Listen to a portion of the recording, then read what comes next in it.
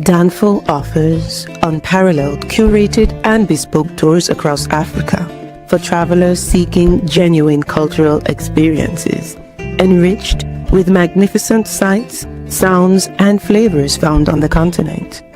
Each trip is reliably curated to ensure visitors are gifted with an immersive and authentic adventure. Whether you find yourself strolling along the charming white sand beaches of Sierra Leone, feasting on the mouth-watering delicious foods in Senegal, observing or partaking in various aspects of the Isheshi traditional system Ifa native to Yoruba land, Nigeria, with Danfall, you will rediscover a fulfilling sense of kinship to the true heart of the motherland, her communities. Our core values focus on integrity, quality, safety, and sustainability.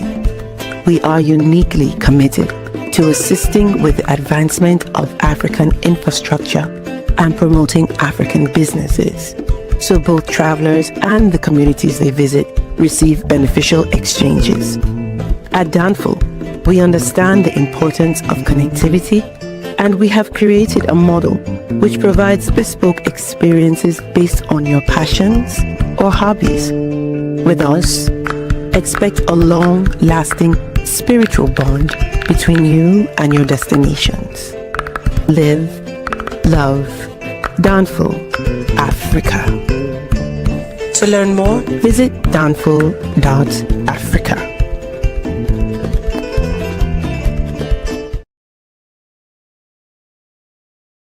Peace, family. We are live again down at Samir Search for Huru. Thank you all. Thank you so much for joining. Hit that like button again. Please hit that like button. Also, make sure you share and make sure you subscribe. I will greatly appreciate it. Got a couple of announcements. Announcement number one, we are rolling to Senegal, which is safer than Dubai. We are rolling. I'm sorry, that was probably wrong. But right now, all of Africa is safer than the Middle East. But, you know, we're rolling to Senegal. May 9th to the 18th. May 9th to the 18th, we're rolling to Senegal. If you're interested in joining us, please visit Danfall.Africa. Again, please visit Danfall.Africa.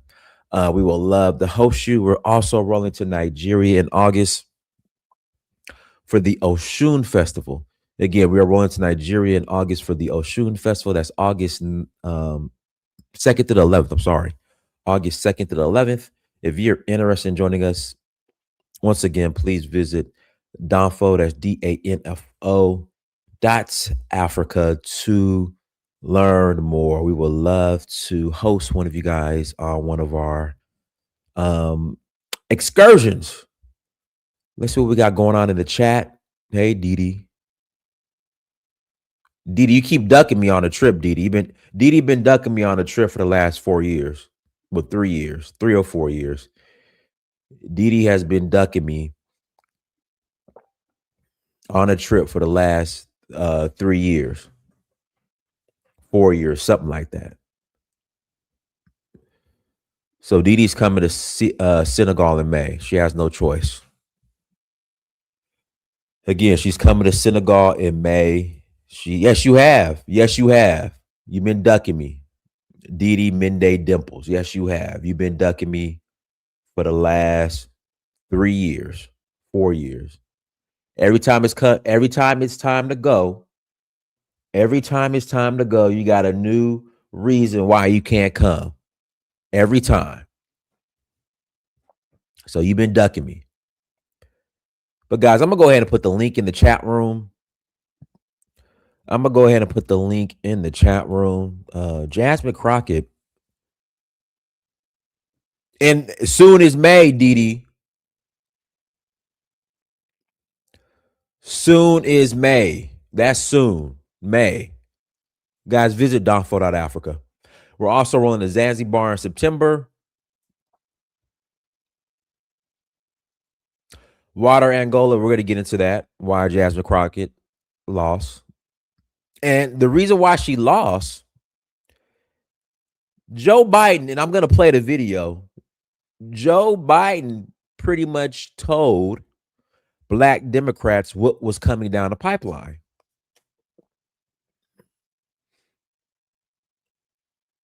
but we'll get into that here shortly.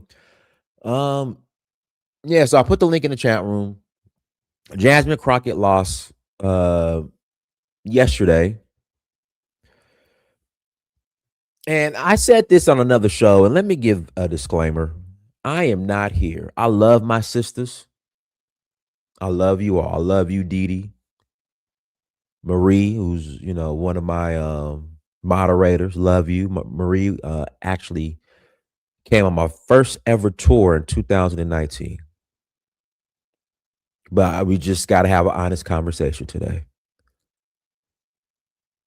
Okay, when it comes to our sisters and their role in the changing Democratic Party. Joe Biden said himself that Latinos are up next. And let me go ahead and play the video. And he said this in front of Kamala Harris. He said this in front of our so-called black leadership. So if you think, and all the shaming that black people do towards Latinos, oh, ICE is going to come get y'all, F around and F out and find out, all Latinos aren't a monolith. Some of them want ICE to come and take their cousins back. Like all these threats that a lot of you guys give Latinos, as if they're all a monolith, as if they all don't support ICE, as if they all want open borders. That's just not true. Because again, they know what's on the other side of that border. And they don't want that coming up and messing it up for them. But let me play this video. Oops.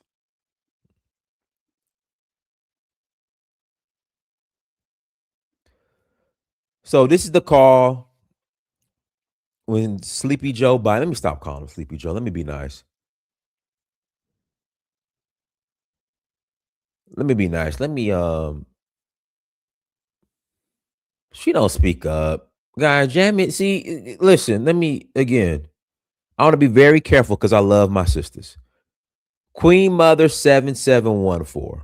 Rolling your eyes and neck and yelling does not mean progress. Again, rolling your eyes and neck and yelling and making jokes does not equate to progress, okay? That's just what it is.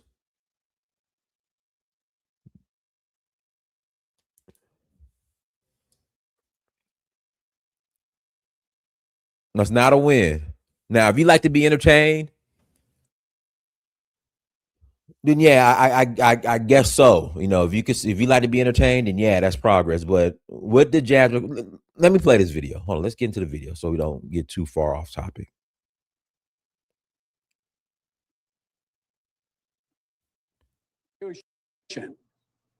Executive authority that my progressive friends talk about is way beyond the bounds. And as one of you said, maybe you, Reverend now, whether it's far left or far right, there is a Constitution. It's our only hope, our only hope. And the way to deal with it is where I have executive authority, I will use it to undo every single damn thing this guy has done by executive authority. But I'm not going to exercise executive authority where it's questioned, where I can come along and say, I'm minority white European. You hear me? Minority white European. Women overwhelmingly voted buddy of getting things accomplished. And that sounds so self-serving. I know that. But this is going to really be hard. This is going to really, really, really be hard. And let me conclude and turn it over to Kamala, who says, what the hell am I doing with this guy right now? But all kidding aside, I've known you my whole life, most of you. I've worked with you my whole life, most of you. I've been around doing this for a long, long time. I don't always get it right, but I always take responsibility. When I get it wrong, I acknowledge I got it wrong. But my overarching objective, if we cannot make significant progress on racial equity, this country is doomed. It is doomed, not just because of African Americans, but because by 2040, this country is going to be minority white European. You hear me? Minority white European. And you guys are going to have to start working more with Hispanics, who make up a larger portion of the population than y'all do. I don't always get it right, but I always take responsibility. When I get it wrong, I acknowledge I got it wrong. But my overarching objective, if we cannot make significant progress on racial equity, this country is doomed. It is doomed, not just because of African Americans, but because by 2040, this country is going to be minority white European. You hear me? Minority white European. And you guys are going to have to start working more with Hispanics, who make up a larger portion of the population than y'all do. I'm going to stop it right there. What did he say?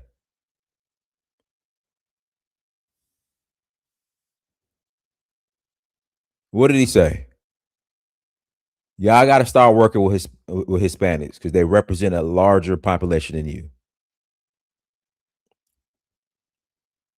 What we know about last night is the Latino Hispanic vote didn't come out for Jasmine Crockett.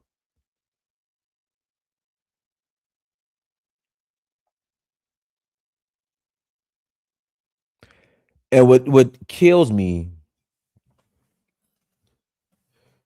is black folks really think in their weird mind. I don't understand this sometimes. I just don't get it.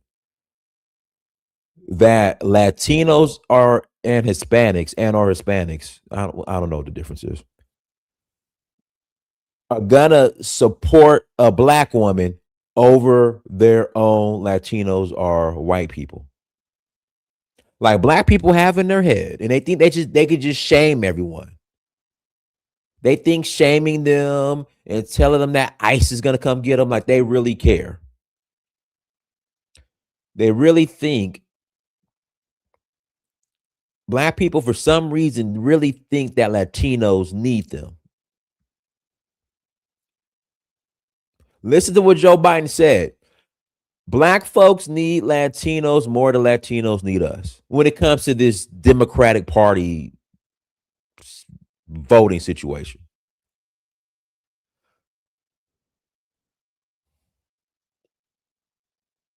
Black folks were the loudest crying about ICE.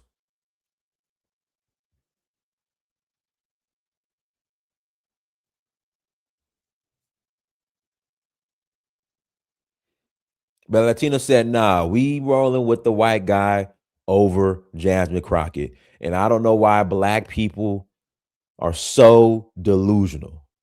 Now look at Al Sharpton right here. Look at Al. Look at Kamala Harris. Like he told you, there's no partnership. They're coming for all of that. And I don't know if I don't get it.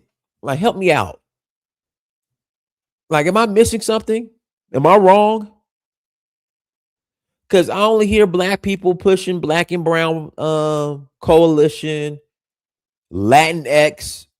Like, I have a Hispanic friend. I said, "Do you guys call yourself Latinx?" They said, "Huh? No." But black people use phrases like this. They just, I don't know. I don't know what's going on. I just don't get it.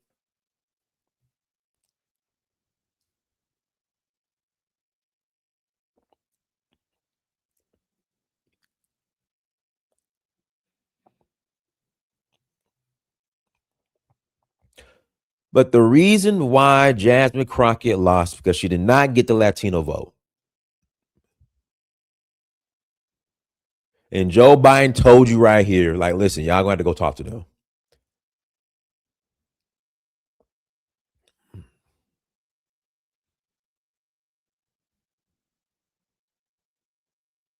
That's what happened. Black politicians get paid to push policies they don't care as long as they get paid. Thank you for the 6 zeros. So Jasmine Crockett is done. Also, and I spoke on this back in 2020. This is where it all started. Okay, and I'm telling you, the Democratic Party, sisters, you had a run from 2020 while Kamala Harris was from Black Lives Matter, from George Floyd to Kamala Harris. Nah, I hear black liberals using this Latinx stuff too. Yeah, it's driven by white liberals, but I hear black people using that and cisgender male. I'm like, oh Lord, man, black people, I just don't know sometimes. Cisgender male, Latinx. Our sisters are the loudest, and all of a sudden, our sisters the most educated. They're the loudest when they don't know what a man and a woman is. I'm just like, come on, what's going on here?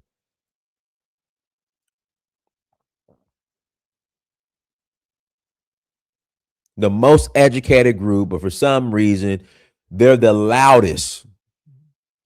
Well, I guess it would be the quietest when just ask something simple. What is a man? What is a woman? All of a sudden, they don't know. I'm just like, oh man, come on. Like I just get so frustrated sometimes. And this be the most educated ones. Defending men being able to use the women's restroom.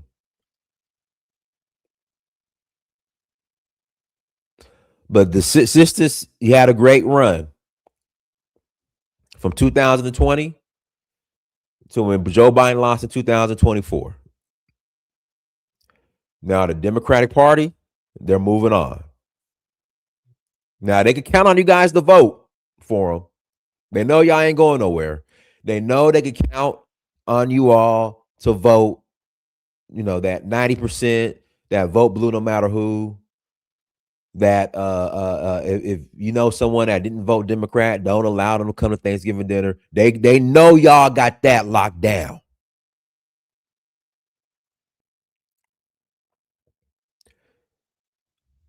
They know y'all got that locked down. And that's about it. They're going to use y'all to attack people who don't vote Democrat. That's what they're going to do.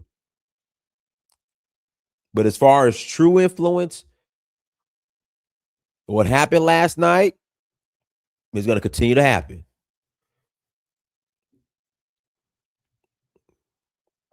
Guys, hit the like button. Again, what happened last night to Jasmine Crockett is going to continue to happen.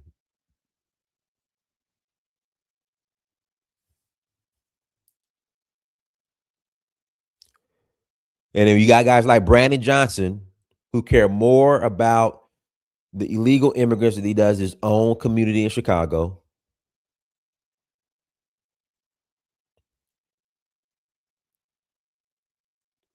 Eric Adams actually challenged Joe Biden in his immigration policy. Y'all, black folks turned on him.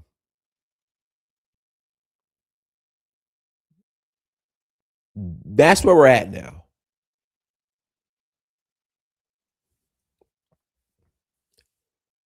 But again, what happened in Texas last night at Jasmine Crockett is going to continue to happen.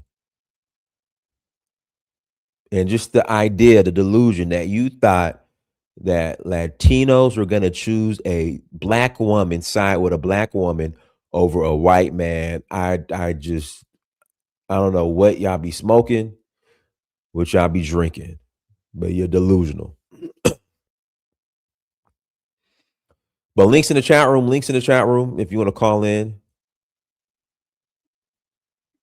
Jasmine Crockett alienated some Latinos in Texas with her remarks. What about got to pick the strawberries? About we need somebody. Hold on, I think I know what you're talking about. Let me find it.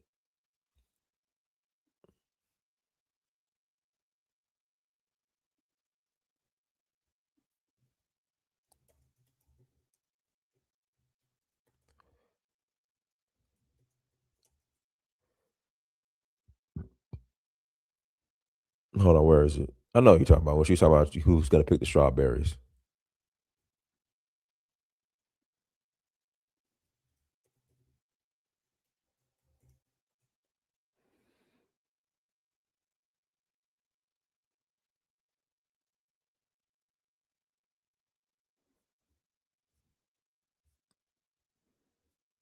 Here we go. Fair use, fair use, fair use. We done picking. Here we go. She's so unbearable, man. Goodness. Here we go, guys. We done picking cotton. Here's Lady Eyelash's Jasmine Crockett explaining how she has to educate people on what immigrants do. So I had to go around the country and educate people about what immigrants do for this country, or the fact that we are a country of immigrants. Right, right. The fact is, ain't none of y'all trying to go and farm right now. We literally have black farmers. My dad's side, I come from a family of black farmers. I don't. And see, what really disappoints me is the way the black community gas her up. Yeah, tell them, girl. Tell them, girl. Tell them. Yeah, she a real one. She a real one. Tell them, girl. Here we go. I love Jasmine Crockett because she speaks up. Not standing down, America will never accept us Africans allowing us to lead Americans. They can have America. I'm preparing to leave anyway. See, we just gassed this girl up. Get her. She a real one.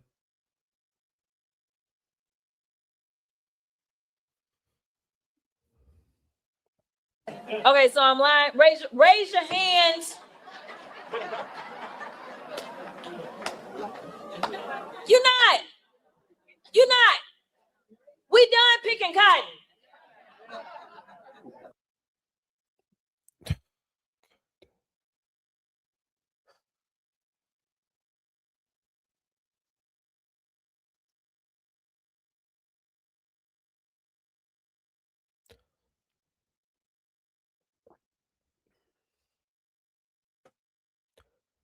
I mean, come on.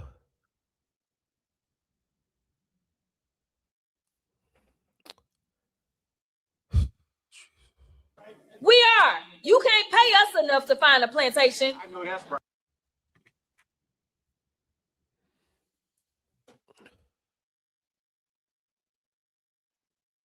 I just, guys, can we bring back Cynthia McKinney?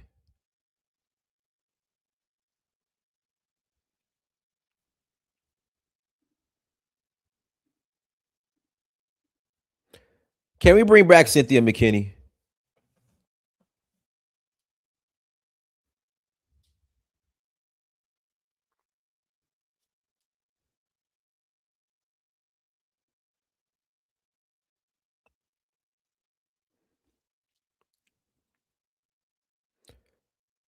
Yeah, can we bring back Cynthia McKinney?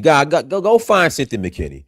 I mean, if sisters want to win and they want influence in the Democratic Party, why didn't y'all get behind somebody like Cynthia McKinney? Y'all ran Cynthia McKinney off, but the Democratic Party did, but nobody supported Cynthia McKinney. No, Cynthia McKinney's still alive.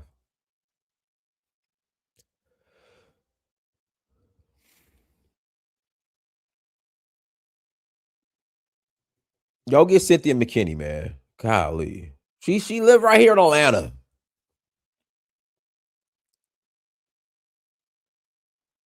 Bring back Cynthia McKinney.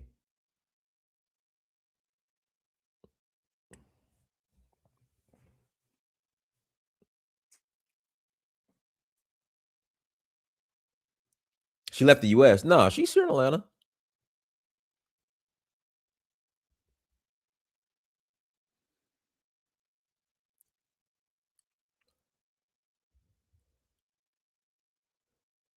Nah, Cynthia was a real one. I like Cynthia McKinney.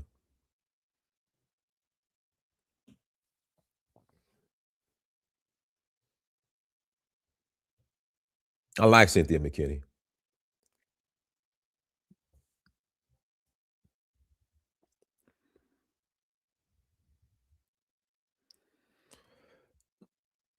Apologies, I conflate Crockett's remarks. She also said Latinos who voted for Trump have a slave mentality, and that's my point. That's what I was bringing up earlier when I first came on. Black people, especially black people who vote Democrat, for some reason want to put Latinos in the same and look at them as a monolith. A lot of Latinos support ICE because they don't want their badass cousins coming up here ruining things for them.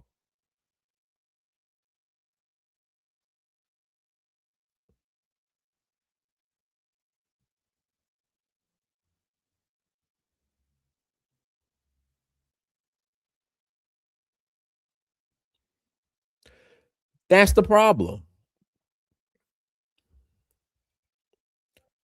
All Latinos don't vote Democrat. So now, because a Latino doesn't vote Democrat, they have a slave mentality.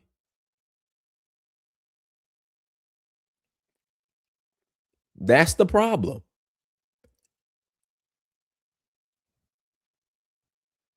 Go ahead, Symbolism. First things first, man, I appreciate your platform. You know what I'm saying? Checking out your Danfall Africa, man. Hopefully people go over there and check that out after they get through watching this stream and everything, see what you got going, my brother. But, you know, Don, we got to have a real serious conversation. I'm glad I jumped up here, pause, before everybody else did, because we get lost in the rhetoric sometimes, you know, and everybody think I'm on the doom and gloom train. It's not that not that I'm doom and gloom. I just see the way how black people approach politics, then Asian people approach politics, the Latinos approach politics. Everybody else approach their politics with a goal. They have 3 steps, 3 solutions, 3 gripes or whatever. The only thing you have to do in the black community is give them somebody to hate. That's all you have to do. You have to give black people somebody to hate, and you give somebody to cheer for. That's it. And you throw out a little symbolism, and I put the symbolism in the same category as give them somebody to like.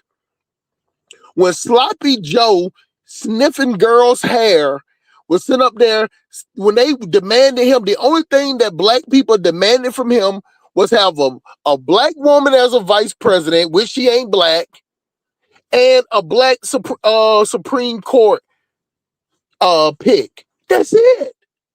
Black people don't want nothing else. They don't demand nothing else because our politics is based off of feeling and identity politics. Why do you think Roland Martin be trying so hard to get them to pay him?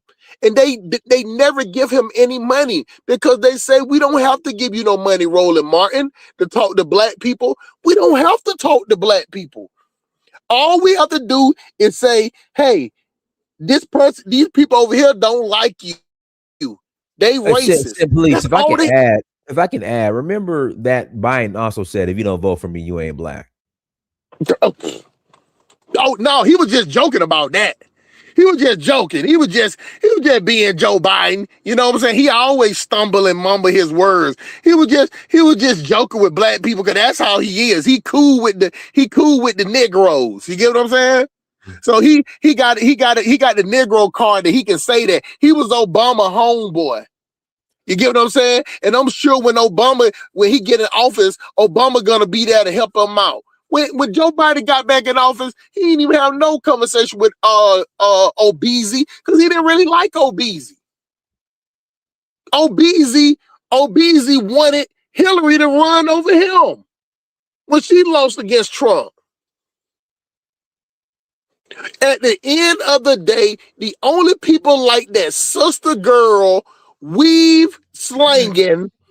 Simp, if I can ask a question, because you know I graduated from the University of Georgia back in 2005. When did this educated sophisticated ratchet become popular? I don't get it. Like, I don't remember sisters being super ratchet when I was in college with a degree. Like, the ratchets was the ratchets, off of Bankhead, Yeah. Bowen Homes. There Now was a separation. it was a separation, but now it's like you got to be educated and ratchet. I don't get it. It started. I don't, and I'm not being. I would love for the sisters to call in, and when the sisters call in, I will put a leash on Sim Police Academy because I will mute myself because I don't see the men doing it.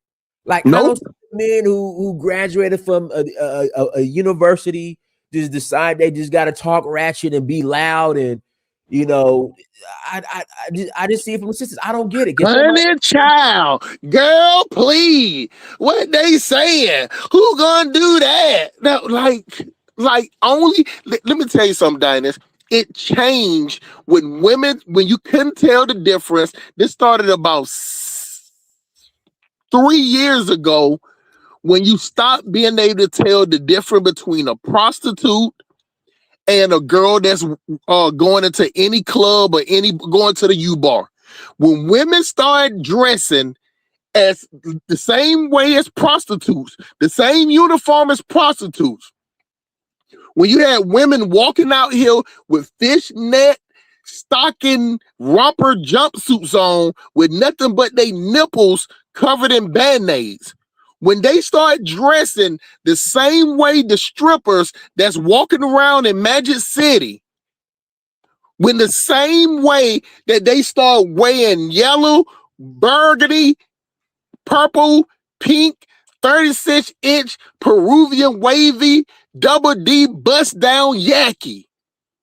The thing of it is that one thing about women, Dinus, women compete against each other.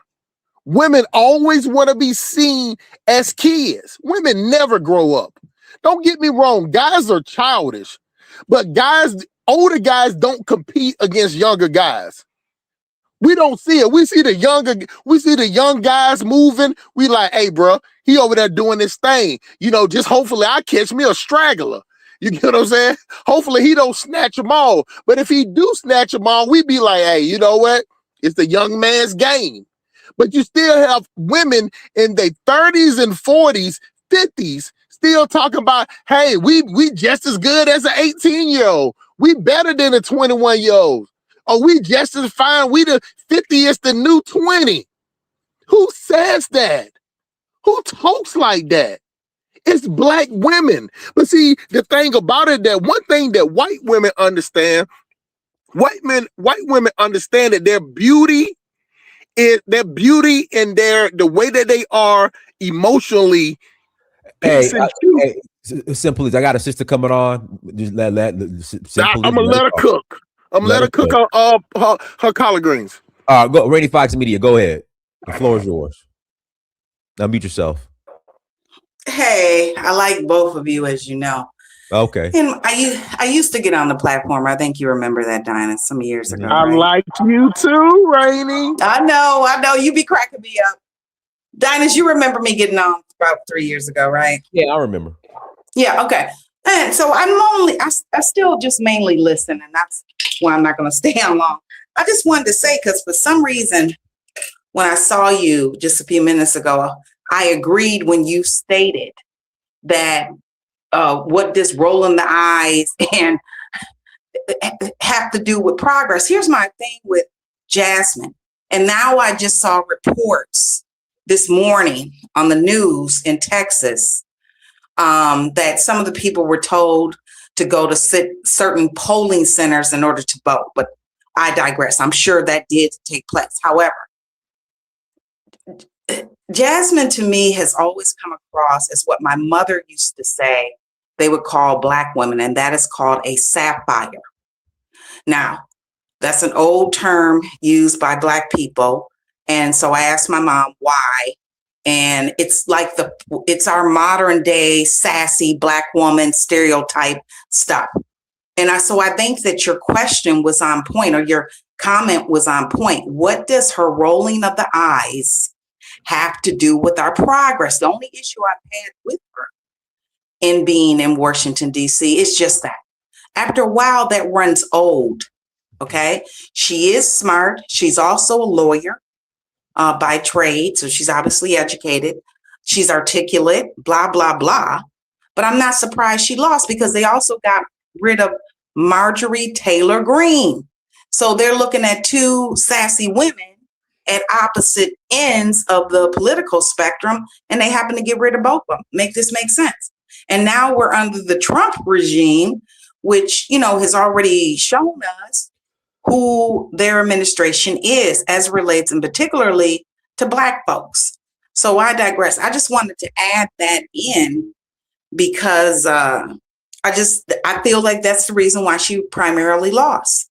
You know, outside of Black folks that weren't able to vote, or I don't know, you know, had complications getting to the next poll they were supposed to go to. I don't know all of that, but I do know when they have a use for you and you're playing those stereotypical roles that we've all seen on TV, eventually those roles grow old. And I just think that her role has grown old, and that's that. She's either going to be reserved, the next Black congresswoman or Black woman senator, which is hard to be Black in America and become a senator on a national basis. It's just going to have to be able to speak up at the time they need to speak up, but stand back and sit down when it's not. And what we're not seeing, and I used to be a part of the Black caucus in DC, okay, from a business standpoint.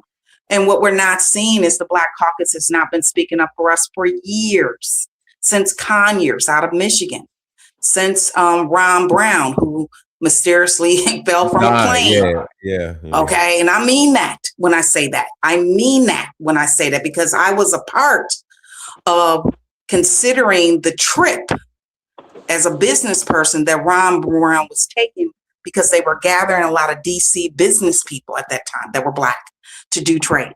But I digress. So it just, that's how long her Sapphire role would take her.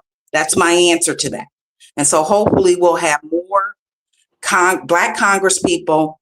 We have a few now in caucus, but in a few more Black senators that will be, not that Jesse Jackson is not controversial, but will be that kind of Jesse Jackson, Conyers type of person. It's not about being old school. It's just about speaking up, because a lot of stuff, as an example, what's going on in the AES, Conyers would have spoken up about it. If United States has said they're going over to Nigeria for whatever the reason, Conyers and them would have said something. Rango too, out of New York. So I'm not that political, but I just wanted to say I agree, because I said that and somehow it wouldn't come up through the thing, because I think that, Dinus, you were commenting to some female, but I'm going to step back now. I like the conversation. I think it needs to be had, but I just wanted to add that 2 cents into there. We cannot afford, as Black professionals in the political arena, to play the Sapphire role and think that they eventually are not going to sit us down. That does not mean we can't be a Jesse Jackson and speak up, whether you agree with Jesse Jackson's politics or not. One thing you have to say about him is that he always took historical actions, meaning that whatever he did, whether you agree with it or not, standing by Farrakhan is one example. Going over and saving the hostages from Iran is another example. And the list goes on and on. Whether you agree with him, his politics or not, he always took a stand. And sometimes inaction is better than inaction. But that's where I think Jasmine, and I got family in the West. I got family from that West corridor. So I haven't heard their take on it yet, but I think she just lost because they didn't want any more Sapphires. They didn't want any more Marjorie Taylor Greenes, and everybody in the administration, including the Democrats, seem to be falling in line, because the Democrats are not coming out swinging. Jeffries is doing what Jeffries been doing, especially when he attended the Charlie Kirk thing. And now all of a sudden you see the inner conversations about Jeffries now amongst the Democrat political voices on social media, as if stepping up to Charlie Kirk and doing what he did with that was not enough. I mean, he's had a very long career of doing things that were opposite of what he supposedly represents. So again, they're over the Sapphires for now. Everybody is in line, in my opinion, with the Trump administration. The Black Caucus, though, it's important that they did come out with an announcement about 2 weeks ago saying that they're ready to take action. And I'm thinking to myself, this man, and I'm going to tell you something, this man done rolled back DEI, but the first thing he did when he got in office, and thank God I don't own a business in DC where I'm no longer doing business with the federal government. Let me say it that way without letting you know who I am or my background, my experience, because what he did last year was intended to impact the Black business apparatus, especially in DC, because you're talking about people that are used to making $500,000, $1 million, 10, and I've known some of them personally that have done so a year. Hey, Rainey, do you think it was done to go against Black people or Black women? No. See, and this is why we don't want to get misled. And this ties into Jasmine because she sure didn't speak up either. I want you to speak on it. This is why you're the perfect person to have up here. No, when he went, let me say something, because I think that when Governor Moore of Maryland confirmed that Maryland lost the most federal government employees, that means that Dodge was in there making sure them Negroes get up out of the feds in the DC area. That's number one. None of the Black Caucus spoke up in terms of taking legal action. And I used to do federal government contracting. That's why I take it personally. And I know people that possibly still making their $1 million or $2 million doing federal government contracting. He did that within the first month, possibly even the first week. No, what you don't know is this: outside of all the states you're in, Atlanta, wherever you're at, okay, in DC, the Black businesses that are federal government contractors, they have $1 million companies, some of which are in the 8A program, some are not. They have other locations that may be, let's say, in North Carolina or Atlanta or Detroit or whatever. But in the DC area, for the most part, he hit the Black community. And what I was going to say with this, just like if you take Real Housewives of Potomac, which I'm sure you guys don't watch, but I do. No shame in my game. ROP, Real Housewives of Potomac, which is outside of the DC area, as an example. One of the grand dams, her husband is an engineer, Black, who is a federal government contractor. So my point is, no, on the surface, the DEI looked like it hurt, boom, boom, boom. But on reality, especially on the ground in the DMV, DC, Maryland, and Virginia, it hurt Black businesses, especially those that are founded by Black engineers, Black computer scientists. There was plenty there. And a lot of them are also in the 8A program. And then what Trump has just done is, after he does his DEI unraveling last year and attacks the contracts that go along with it, as he included it in it, what they just did is roll back, now I've lost my train of thought, but they just rolled back 8A program.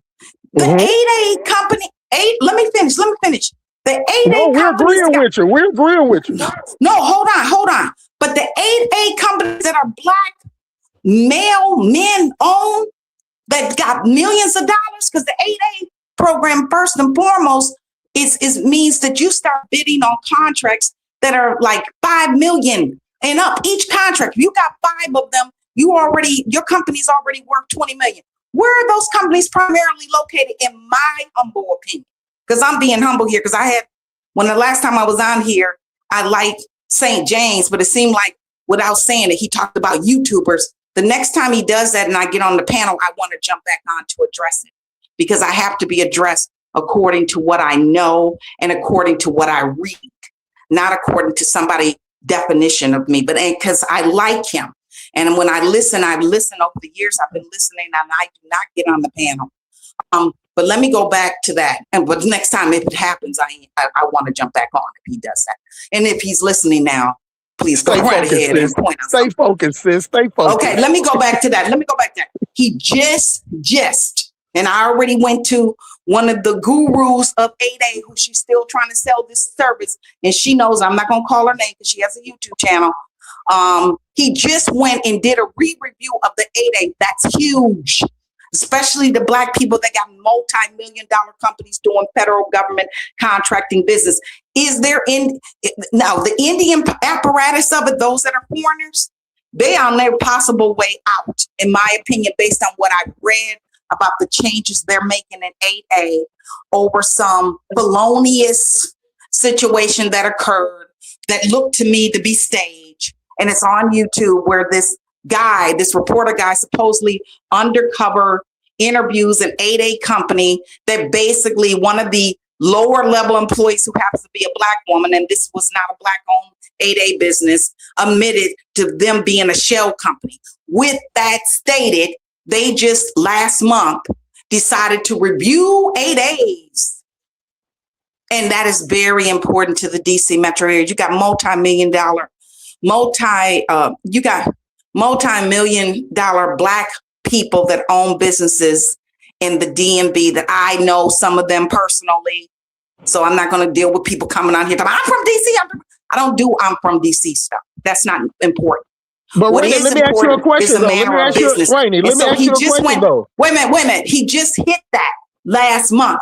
And the Black guru that sells people on 8A and GSA and getting and winning contracts, who's Black on YouTube, was trying to sell it. But if you know anything about the federal government, she's made her money off of that, and she's well known. She can't barely navigate it herself now that its administration is shutting it down. So anyways, go ahead and say what you're going to say. I'm going to get off in a minute. No, don't go anywhere. I got to read these super chats. Let's see here. Don't make a statement there, Ron. Stay in talk. No, I can't stay long, but I do want you to ask me the question, though. I do. Okay, let me read these super chats. Raphael, thank you for the €2. Roland Martin got a bag off the Kamala 300K. That is true. That is correct. Philly Yardy Vibes, 808, thank you for $10 holla. Black faces in high places without a Black agenda. No thanks, thank you for the $5 holla. We are not Black. Black is a term that means oh my God. So disease mean the D is in D, it means the E's, and the E's is a blue and the green is a, come on, man. We need to stop that. Let me read it. Hold on. It's a term that means a non-living entity. White means a living entity. I appreciate y'all. See, brother said, yes, why gotta be devil's food? It's a Black cake. It's not a white cake. Angel's food cake, brother. See, why the Black keys gotta be the one on the piano? Right. But you see with the Oreos, my brother, they put the black part, the crispy part on top, and that's why they call us crispy. But you see the white filling is what they talk about, even though the black crispy part is above the white part, the cream part. But the cream part is clean and pure and sweet, and the black part is rusty and crusty on the Oreo, my brother. See, brother, why gotta be Black Friday, my brother? Why gotta be Black Friday, my brother? See, what it does, brother, it conditions. It's the conditioning, it's the conditioning, my brother. See, they put the C in the O in the N means con. See, brother, see, the con is the conditioning. See, the con, the C-O-N, my brother, that means con. See, they trying to con your condition, brother. They trying to con your addition. So but it's see, con, C-O-N, addition is really addition, my brother. So they trying to con your addition, my brother. But you got to understand, my brother. They don't want us to do the math, my brother. They don't want us to do the math. The math is always the math. See, brother, the son, that's why I call you son, my brother, not S-O-N as an S-U-N, because you shine bright.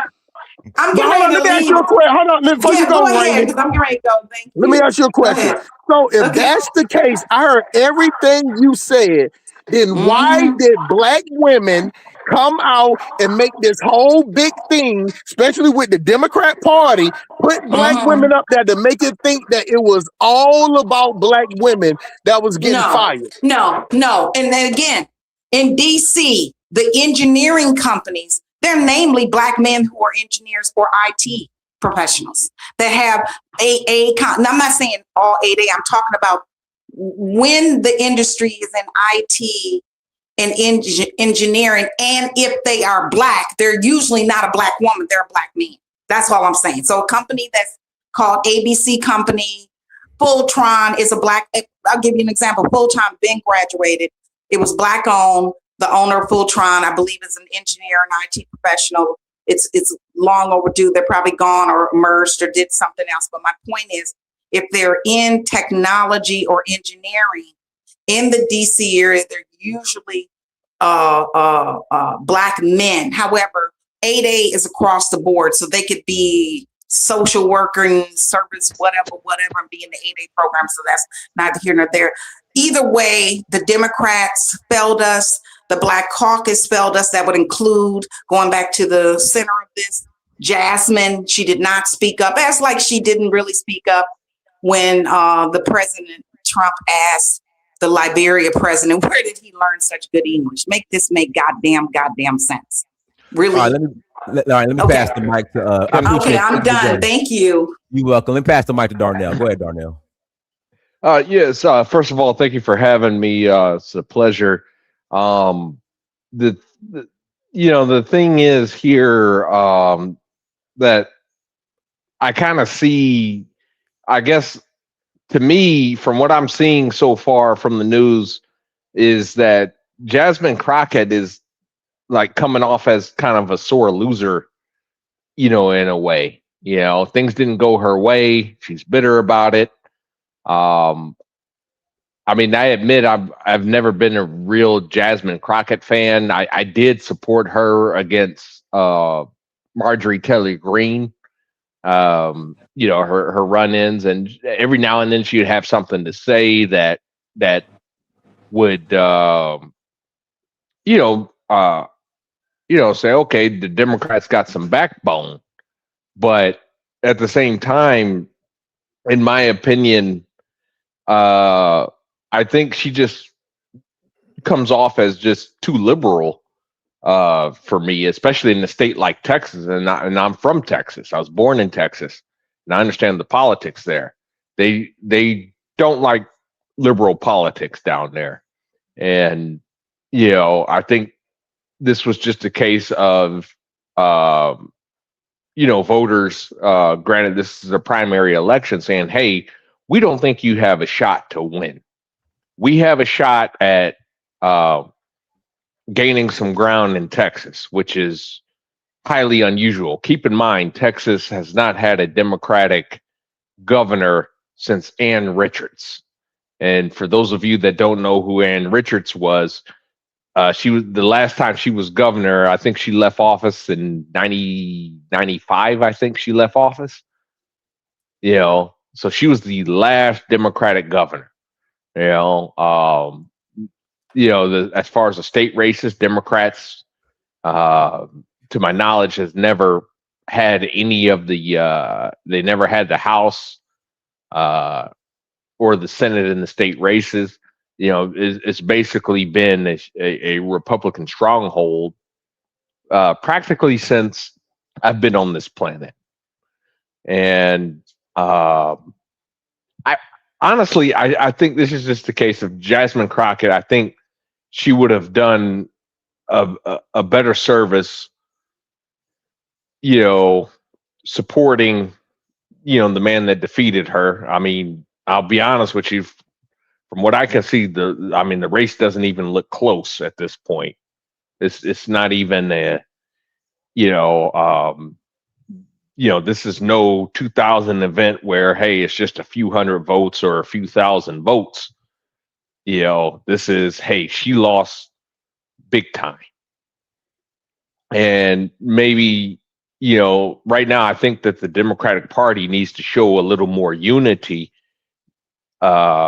against who their ultimate nemesis is at this point. It's the MAGA Republicans. It's Donald Trump. It's the MAGA Republicans. You know, and I'll be honest with you, I just don't think that she can carry the torch. I mean, people are. I think the American people are starting to get tired of these partisan politics. You know, even with MAGA, look how MAGA is starting to turn on Trump. I mean, they are turning on him. You know, some of the Republican Party. I mean, Marjorie Taylor Greene, who was a diehard Trump supporter. I mean, rocked with him from day one. You know, she's gone. I mean, she's speaking out against him, and I think I think people are getting tired of the partisanship. They want America first, and I think that's true both on liberal and conservative circles. Darnell, do you think it could ever be American first like that? The slogan doesn't even make sense. America could never be American first because America has interests all over the world. It's impossible.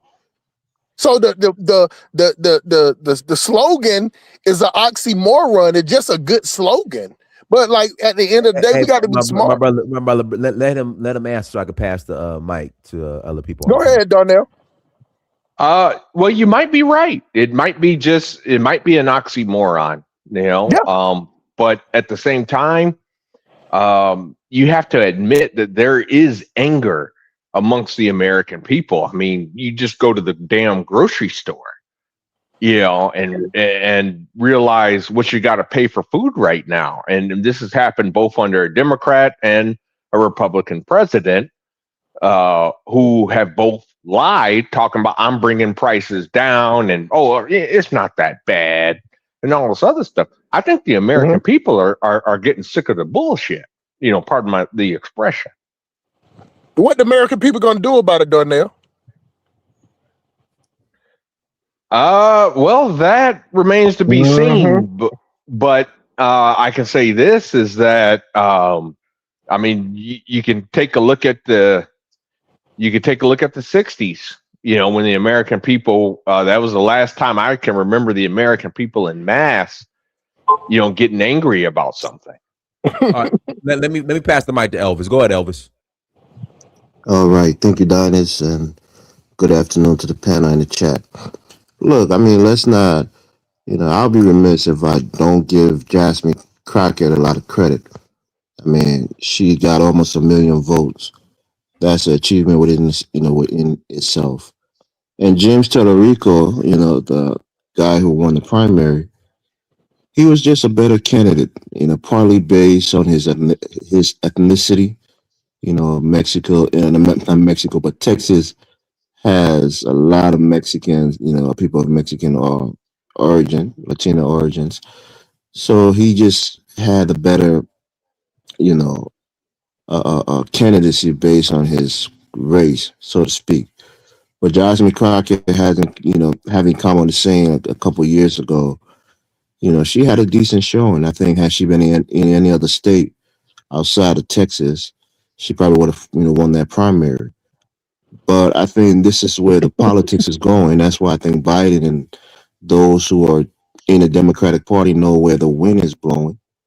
And it's that the correlation of Latinos in the United States, especially within the Democratic Party, they are forced to be reckoned with. You know, the largest minority bloc within the Democratic used to be the black vote, but now it seems like it's shifting to the Latinos. And I think they're starting to show out where it matters. Places like Texas, probably California, you know, maybe down in Florida if it ever comes to that. So they're showing their strength in numbers by supporting somebody who is actually a bit more moderate than Jasmine Crockett in terms of his policy.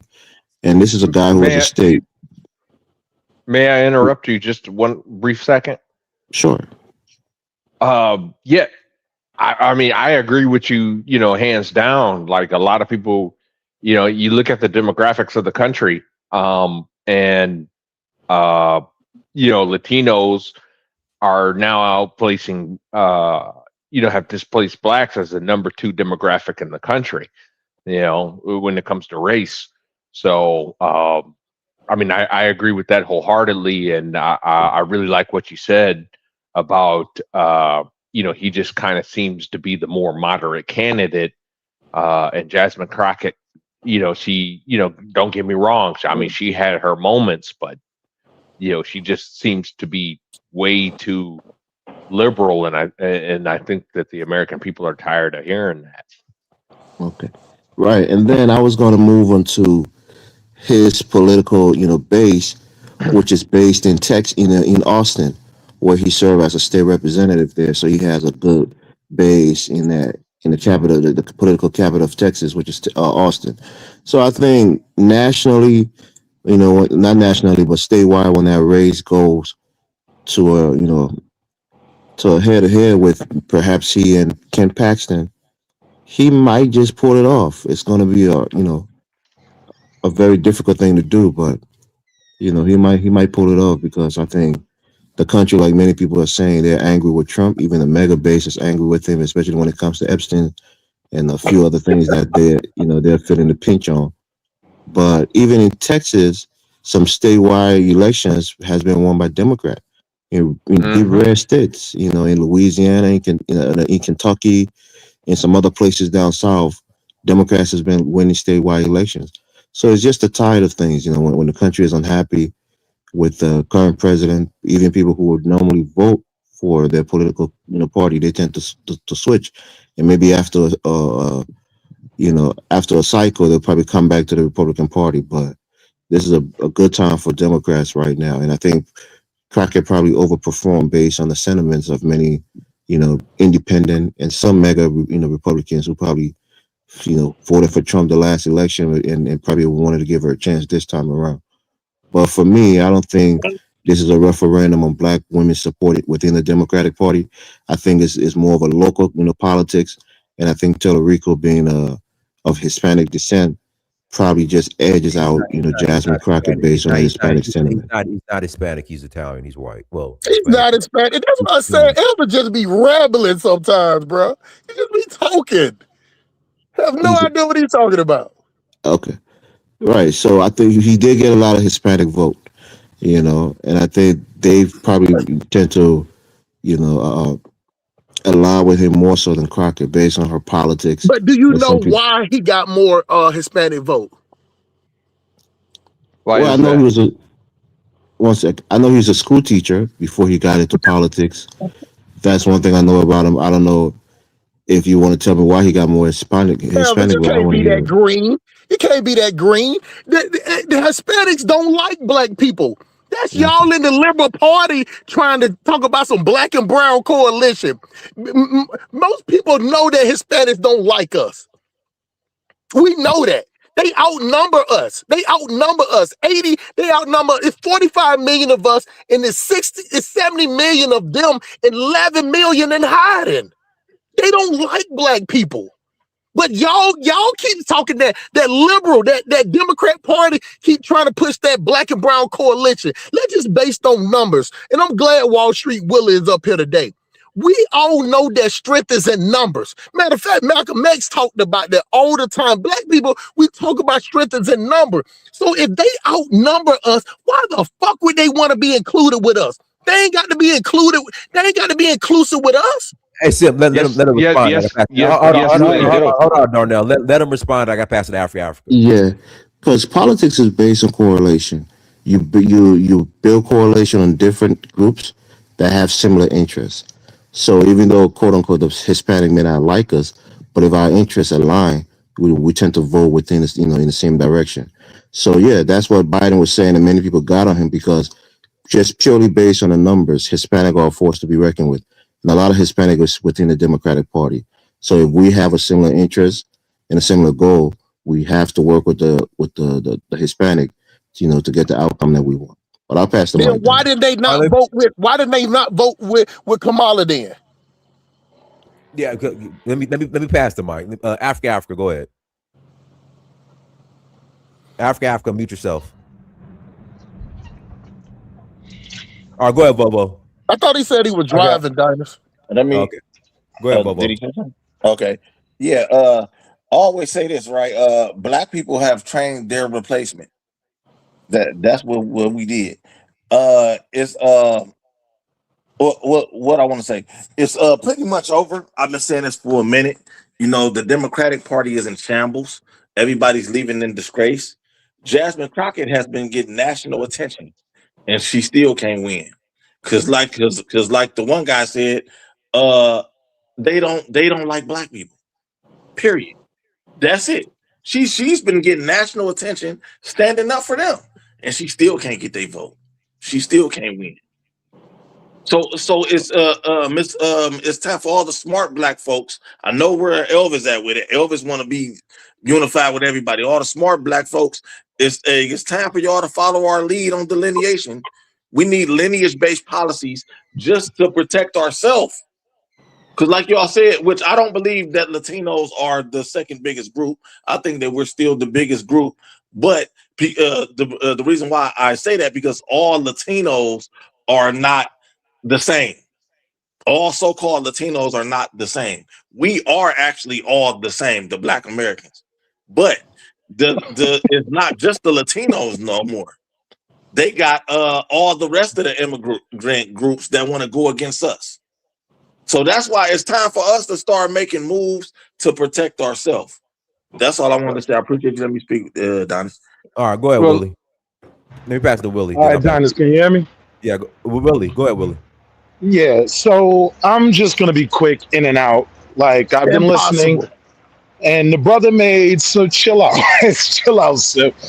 Hey yo, the brother made some good points about the whole Mexican thing and all of that, right? But there was something very key that's been left out, right? And I'm wondering, does anybody know anything about the redistricting that was done in Texas, specifically targeting her? Or is everyone just talking out their uninformed asses? That was my question. How far again? It wasn't just targeting her. It was targeting plenty of seats.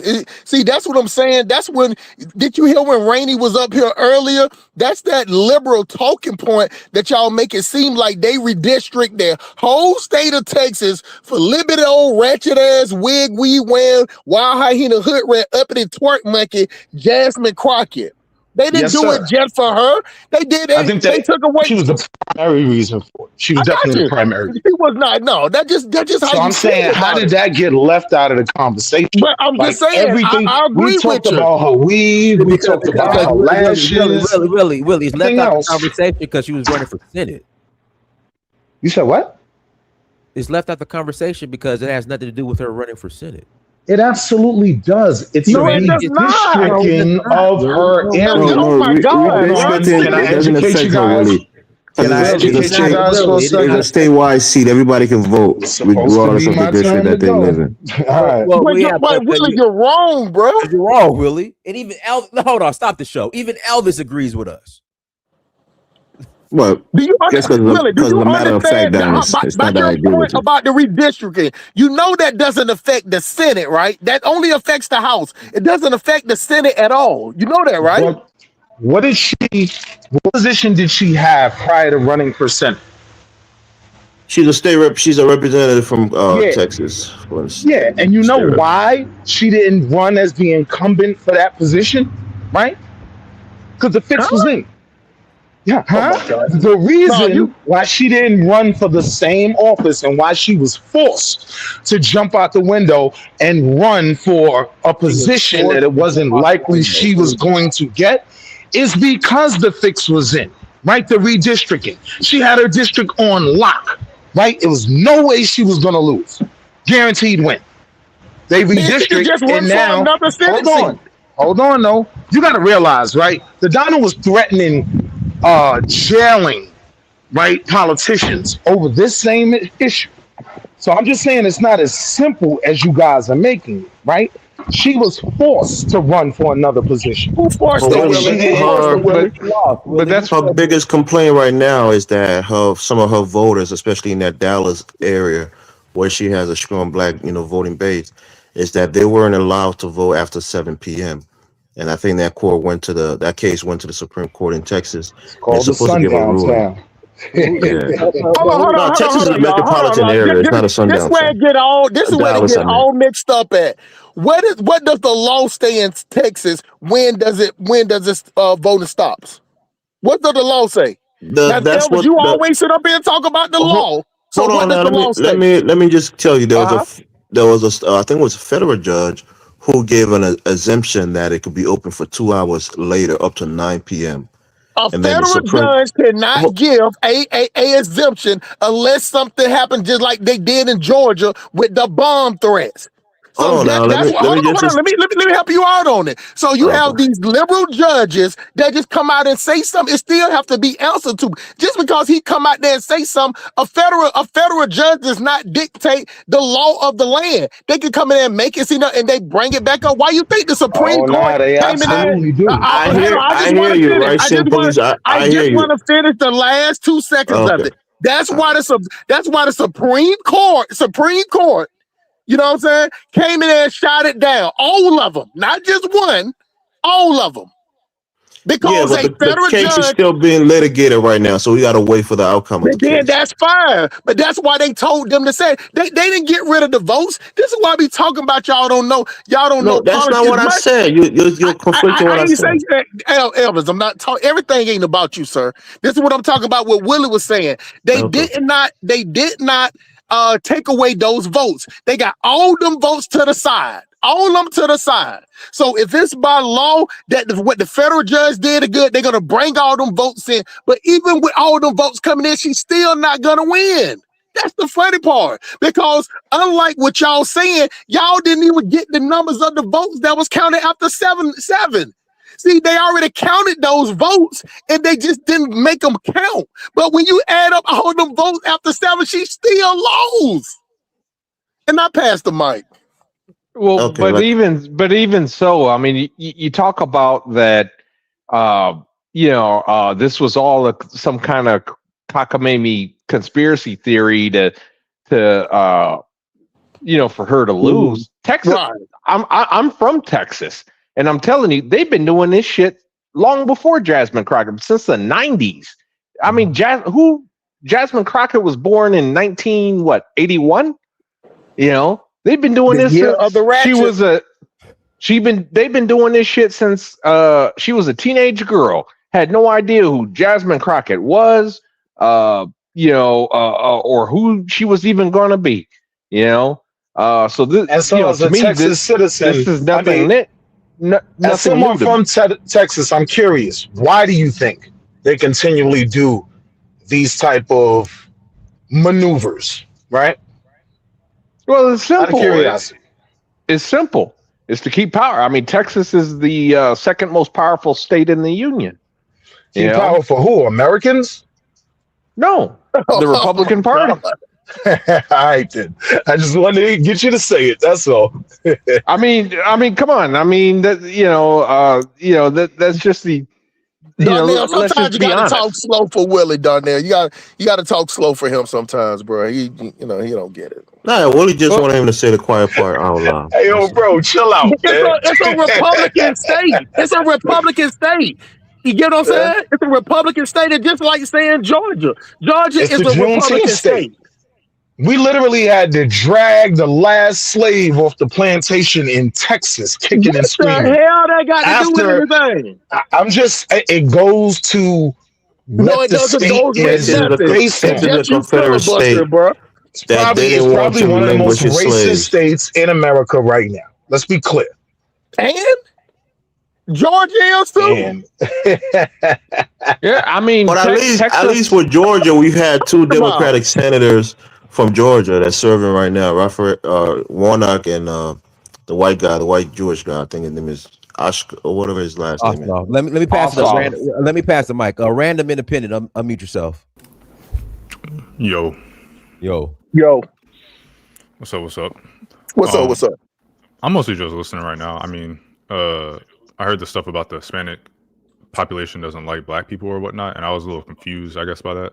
So I was wondering if maybe Simp Police could elaborate a little bit. I don't know if that was it was definitely me said it. You're confused about Latinos not liking black people? Yeah, when I look at the voting statistics and I see that, you know, in certain elections, well, it seemed like you were saying, like, someone responded, rather, I should say, that their voting interests align with the Black community or whatnot. And so that was Nah, kind of that wasn't me. That was Elvis on that one. I would never say no stupid shit like that. Yeah, that was their response to you, and you seem to disagree. But when we look at the voting statistics, it seems like they do vote along similar patterns as the Black community, and so that's what I'm. No, they don't. No, we do not. And okay, so in what category? Because when we look but at black 2020, black people vote what 85% Democratic Party? 92%.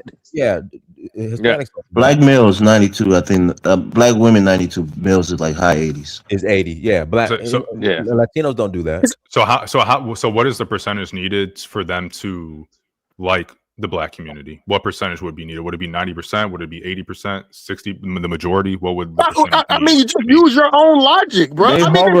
They hover around 66%. This is the thing about sounding. This is the thing about sounding smart and being smart. If you get, if somebody just, let's take it back to school. If you got something that's 90%, if you got something that's 60%, 60% is not close to 90% in no type of way. It's the 30% difference. That would, yeah, but 60% is a plural majority. Yeah, it's a majority. It's not because most of them don't even vote. They got a high. This is the thing. This is the thing, Dinus. This is the thing I do not like about Black people. I could have sworn the mic. No, I'm just answering your question. No, Symbolism, what's his time? You gotta let him finish, please. By the percentage of Black people and Latinos, is less Latinos that vote more than Black people. They just have more numbers than us. But go ahead and finish, my brother. Yeah, I appreciate it. So if the majority of the voting population is voting in support or aligned with, let's say the Black community, then it seems like you can't come out and say, oh, the Latino community doesn't like Black people when they're voting similarly.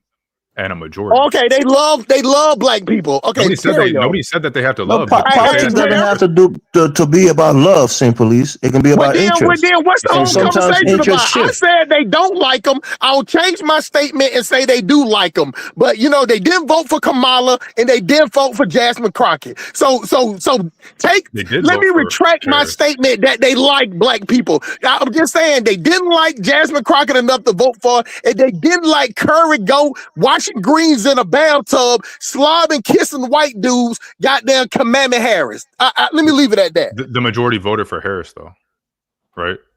No. Well, it depends. It depends. If it was Latino women, yes, they voted Harris, but Latino men, it was split almost 50-50. I think the majority did go to Kamala, but it was like so slim. Yeah, but that's the point. Is that if she won between 52 to 60% of the Latino vote last election, which is lower than the average. So that's more than that's the majority. What's the average of Black people voting for Kamala Harris? But we're not arguing. Yeah, a lot higher than that. We understand that, Sim. We know that Black people vote for Democrats. 40% higher. Right. Yeah, but it's still a majority of Latinos that tend to vote Democrat. That's not the point. Election. That's not the point. What he said that they vote with Black people. No, I said what? No, I said their interests tend to align more so with the Democratic Party, which also aligns with with Black people. Oh my God, he's having trouble following.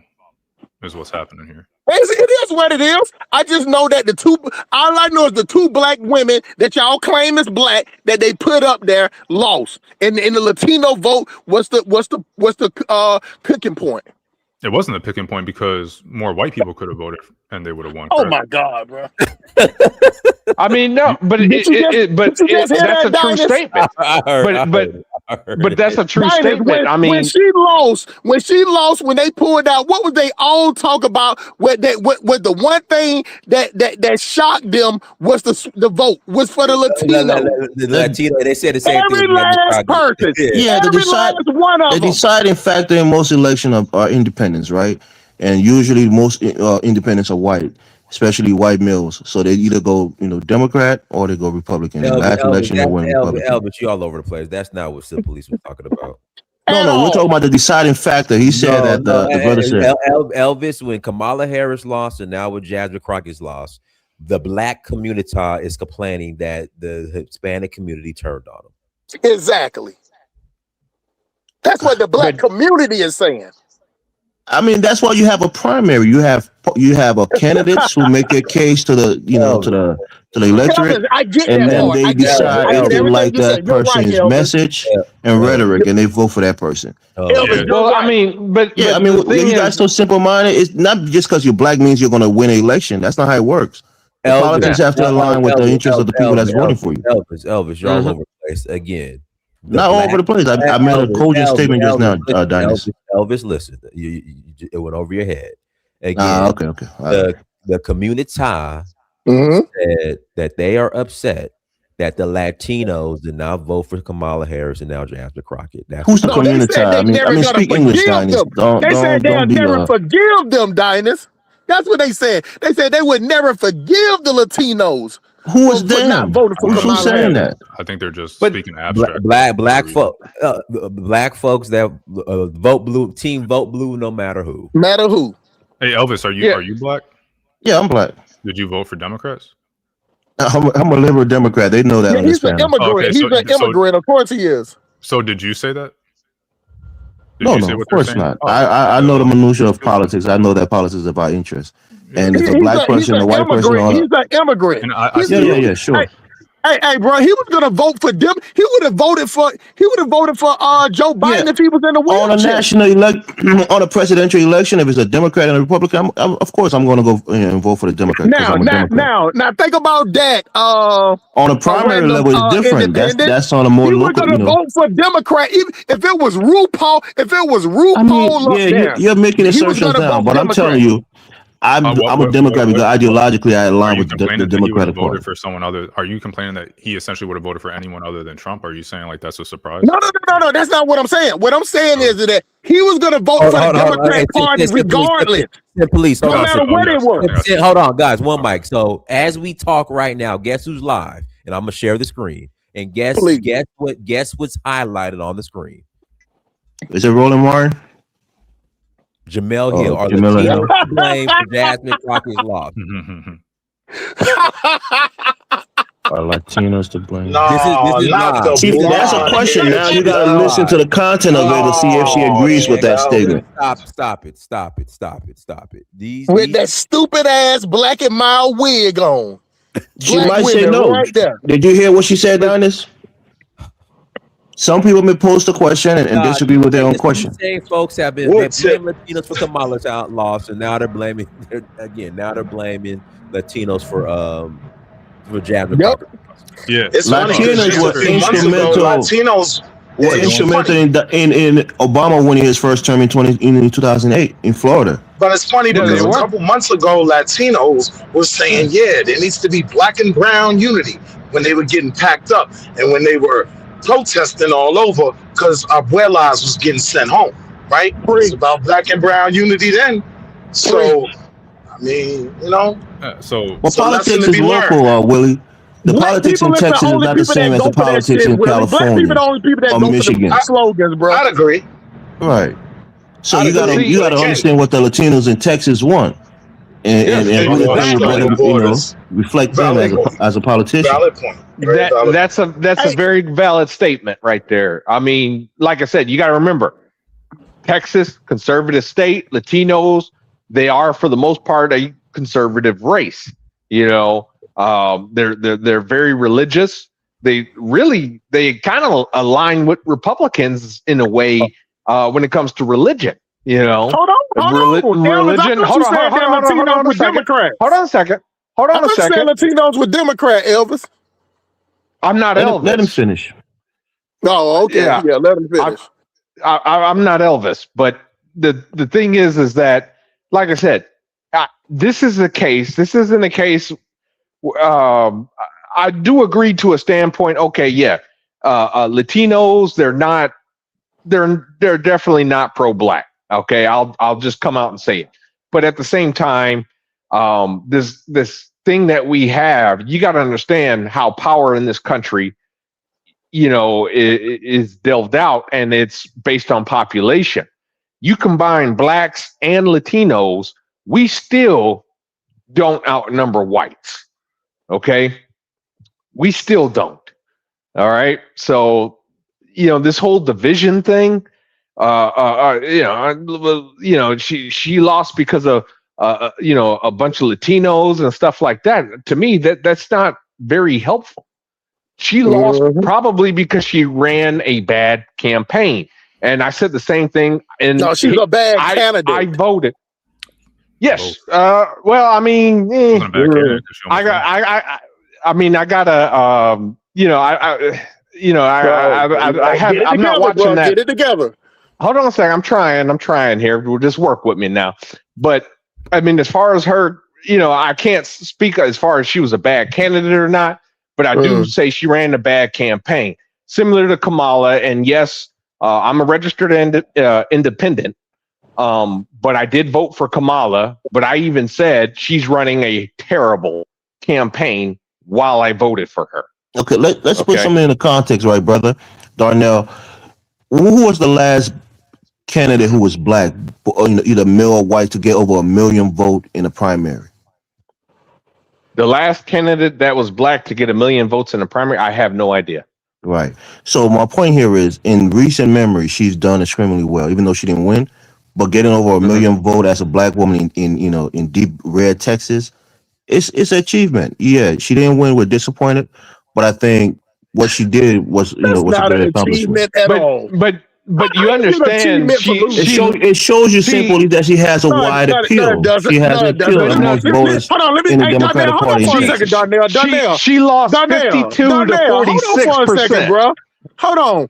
What y'all need to understand why that doesn't make sense. Now, it sounds good when you say 1 million, but when you think about how large these black cities, she got most of her votes in Dallas and Houston. When was the last time we had a black candidate who went up to a primary against another candidate? What I'm saying is that the engagement with the black community in politics just came about in the last 3-4 years. You know what I'm saying? But change that. Probably in the last 6 years, it's been getting better and better. More black people vote. But think about it like this, Elvis. It's 2.9 million eligible voters in those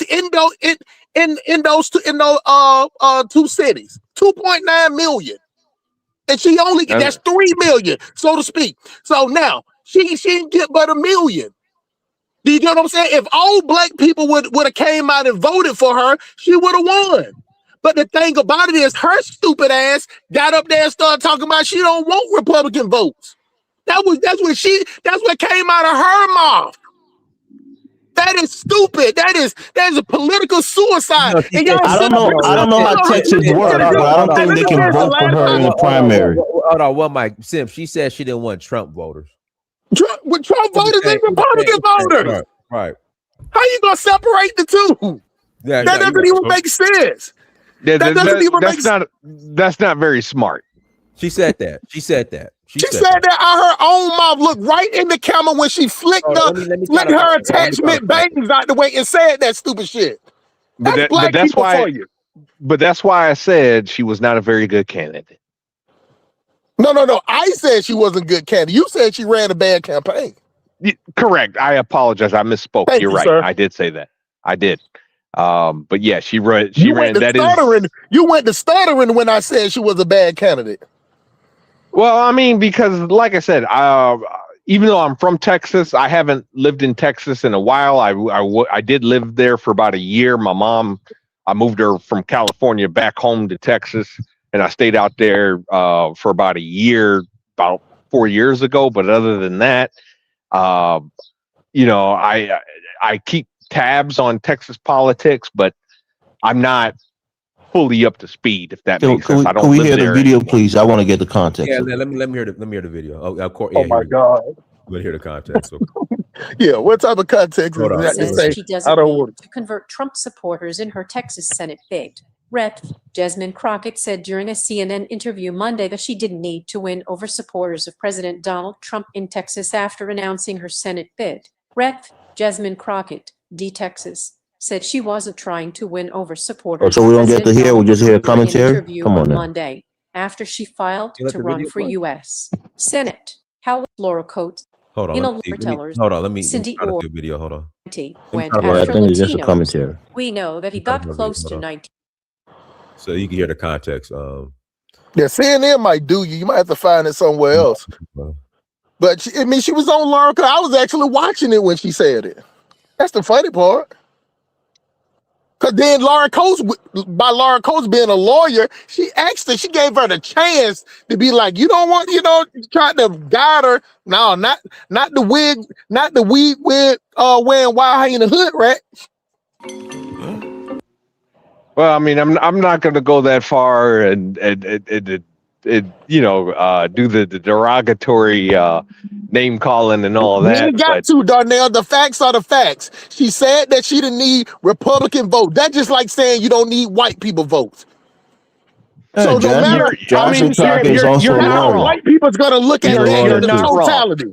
Hold on, hold on. I think the word is she wasn't trying to convert MAGA, supporters. Why would you not want to do that, Elvis? Because that's based on ideology. They have a different ideology than her. But why would you not want to convert them? Why would you want to convert people who? Because converting is changing their ideology. Right. So that's why they want to convert them. But at the same time, it's the same way how they tried to get goddamn, what was that white chick name with the Republican during the one that the dad used to be in the president of the Senate. What was her name? They had her all up down Front Street. What was the white lady name? I don't remember. Let me play this video though. I don't remember. Let's play this video. Marjorie Taylor Greene. No, not her. Let's play the video. Hold on. Somebody who has said on record that just because you commit a crime doesn't mean that you're a criminal. This is somebody who has said on record that just because somebody crosses our border illegally, that is not a crime. Hold on. All right, go ahead. I'll find it. Guys, keep going. It was the lady that was the Senate. She was either a senator or in the House. She was a House member when they tried to get Trump. They brought her over to the Democrat Party, had her going out, speaking and doing everything. I forget her name. No. You're talking about Liz Cheney. Liz Cheney. Liz Cheney. So that what the Democrat did. Why you think they went and got Liz Cheney and all the rest of them to bring them over there? Because they were trying to get Republicans to come over there and vote. See, the thing about it is that she's still a Republican. Let me just get the last part out. She's a black woman. Now, if a white person said that, it doesn't look as bad. You heard saying that. But when a black woman says she don't want those voters, they're gonna take that as she don't want white voters. It would be the same way as if a white person sat up there and said, "Well, I don't want the Nation of Islam voters, Diners." How would all black people take that, Diners? Man, they talk about us. You know, Mitt Romney said a similar thing about 40% of the voting bloc, right? He said that they would never vote for him, and he doesn't care because they're dependent on handouts. He lost. Yeah. Big time. And he's a white man. But that's the thing is, but the thing is, though, I can't believe y'all that naive and y'all don't get that. I mean, Seth hasn't said a lot of good stuff up here, but I think he is right about Jasmine Crockett running. I think it's both a bad campaign and a bad candidate to go up there and say what she said, and then you look and to talk to the title of the video. Tallarico was out there talking to Hispanics in Spanish. The dude, I don't even know if he speaks Spanish or he just learned it to speak to them. Oh, yeah, that's what I thought he was Hispanic, but I was wrong. Because he speaks Spanish. He went out there to speak to him. I didn't see any videos of Jasmine Crockett reaching out to talk to them. He went out. Obviously played the Christian hand as well. I don't remember Jasmine Crockett doing that. I remember her saying what she said about, not wanting to court MAGA voters or people that voted for Trump. And it seemed like she wanted, and she said something about, I want to see how it goes like this. I don't really care if we lose. Let's just see if this works. And so the mentality she had was not good. But did you hear what you just said when you said that she didn't go out and reach out to the Hispanic community? She didn't reach out for those voters, and that's why I said she ran a horrible campaign. That is your job. I know, that's what I'm saying. I think you guys are both right. It was a bad campaign and a bad candidate because a better candidate would have changed their posture. Yeah, so she's a horrible candidate. She's a horrible candidate. Even Barack Obama, when he campaigned, for president, there was a bunch of people that was like, "Who the hell this man think he is?" But he went door to door. He went knocking on white people's door. He went to freaking the man won. Iowa. Obama was speaking Spanish. Yes, we can. He put it in Spanish. I mean, yeah, she got to be more savvy, on a statewide election. That's true. I agree with that. Yeah, Hey, Diners. Now, I'm reading a comment, and this lady saying these male-dominated dialogues reveal a lot about race, gender, and democratic policy. No, it tells you about all politics. The white people see their politicians a certain way. Then you just got to understand that. And most Democrats understand that. You get what I'm saying? Now, if you want to win mayor, state, little city stuff, little county stuff, you can do that. You can do that identity. But white people are the majority. If it wasn't for white people jumping ship to vote for Obama, he wouldn't have won. If it wasn't for white people jumping ship and going with Joe Biden, he wouldn't have won. If white people played the same game as dumbass black people, useless ass black people, 85% useless ass black people, and did identity politics, based on skin color, it would never be a black person winning for Senate or presidency. It would never happen because it's statewide. As black people, we all form together like roaches in a few certain areas. White people live on the outskirts. White people live in all the different counties. In Texas, like 254 counties. Well, I have to give you some pushback on that because, I mean, look what's going on right now within the MAGA wing, okay? What's going on in the MAGA wing? With President Trump, I mean, the farmers are getting screwed. Rural America looks like a freaking ghetto, right? You know, and you got to... What's changed about the rural area? Because I drive those areas every day. What's different about it? The farmers are taking L's. The farmers are taking L's. How are they taking L's? They're giving them bailouts. I see you're not why do they have those bailouts? They've been giving out bailouts. Hold on, Darnell. Let me help you out for a second, because clearly you don't know nothing about farming. At a certain part, I know a little bit about farming. But let me help you out, though. Let me help you out. At a certain part of the year, even if the economy is doing good, they pay farmers to stop farming. Did you know that? That's not what he's saying. He's talking about the impact on tariff on the farmers. No. That's self-inflicted. Hold on. I'm answering this question. He said that why do they get policy? He said, why do they get bailouts? And I'm telling you that they get bailouts when they're doing good or when they're doing bad. You get what I'm saying? You can look all this information up. No. You're glossing over one important fact that President Trump's tariffs has ruined the American farmer, and that's why Hold on. A lot of farmers are going bankrupt, police, because they can't compete globally. A lot of them are going bankrupt because they can't compete globally because of the tariff. Now one of the farms have switched to another people that banks have taken over. What are y'all talking about? They get bailouts right and left. They're losing. The soybean farmers are losing heavily because China, because of that tariff with China. The beef farmers, Trump is now, buying Argentinian beef rather than buying American beef.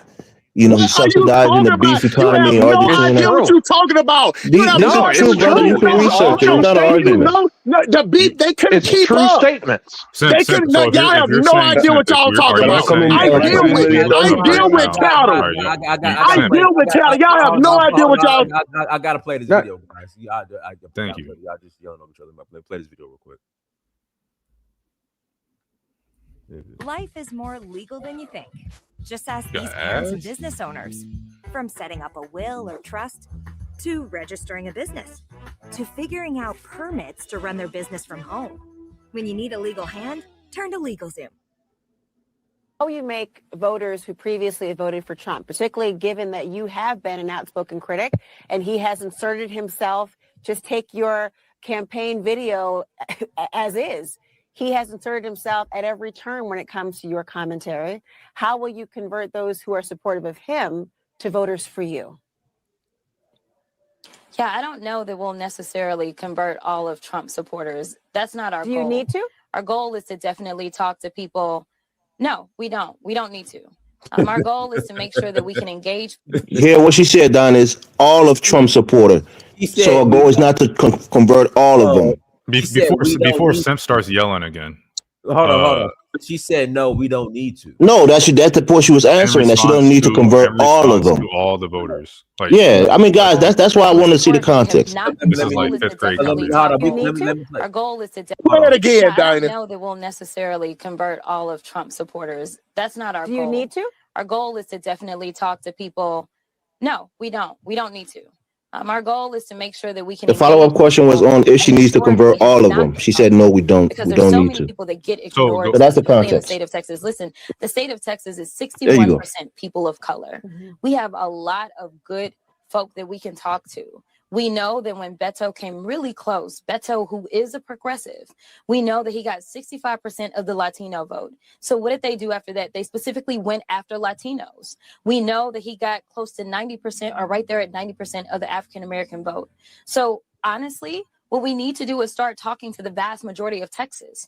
I think my message is very much a mainstream message. I don't know who disagrees with the fact that affordability is a real thing, except for the president who says it's a Democratic hoax.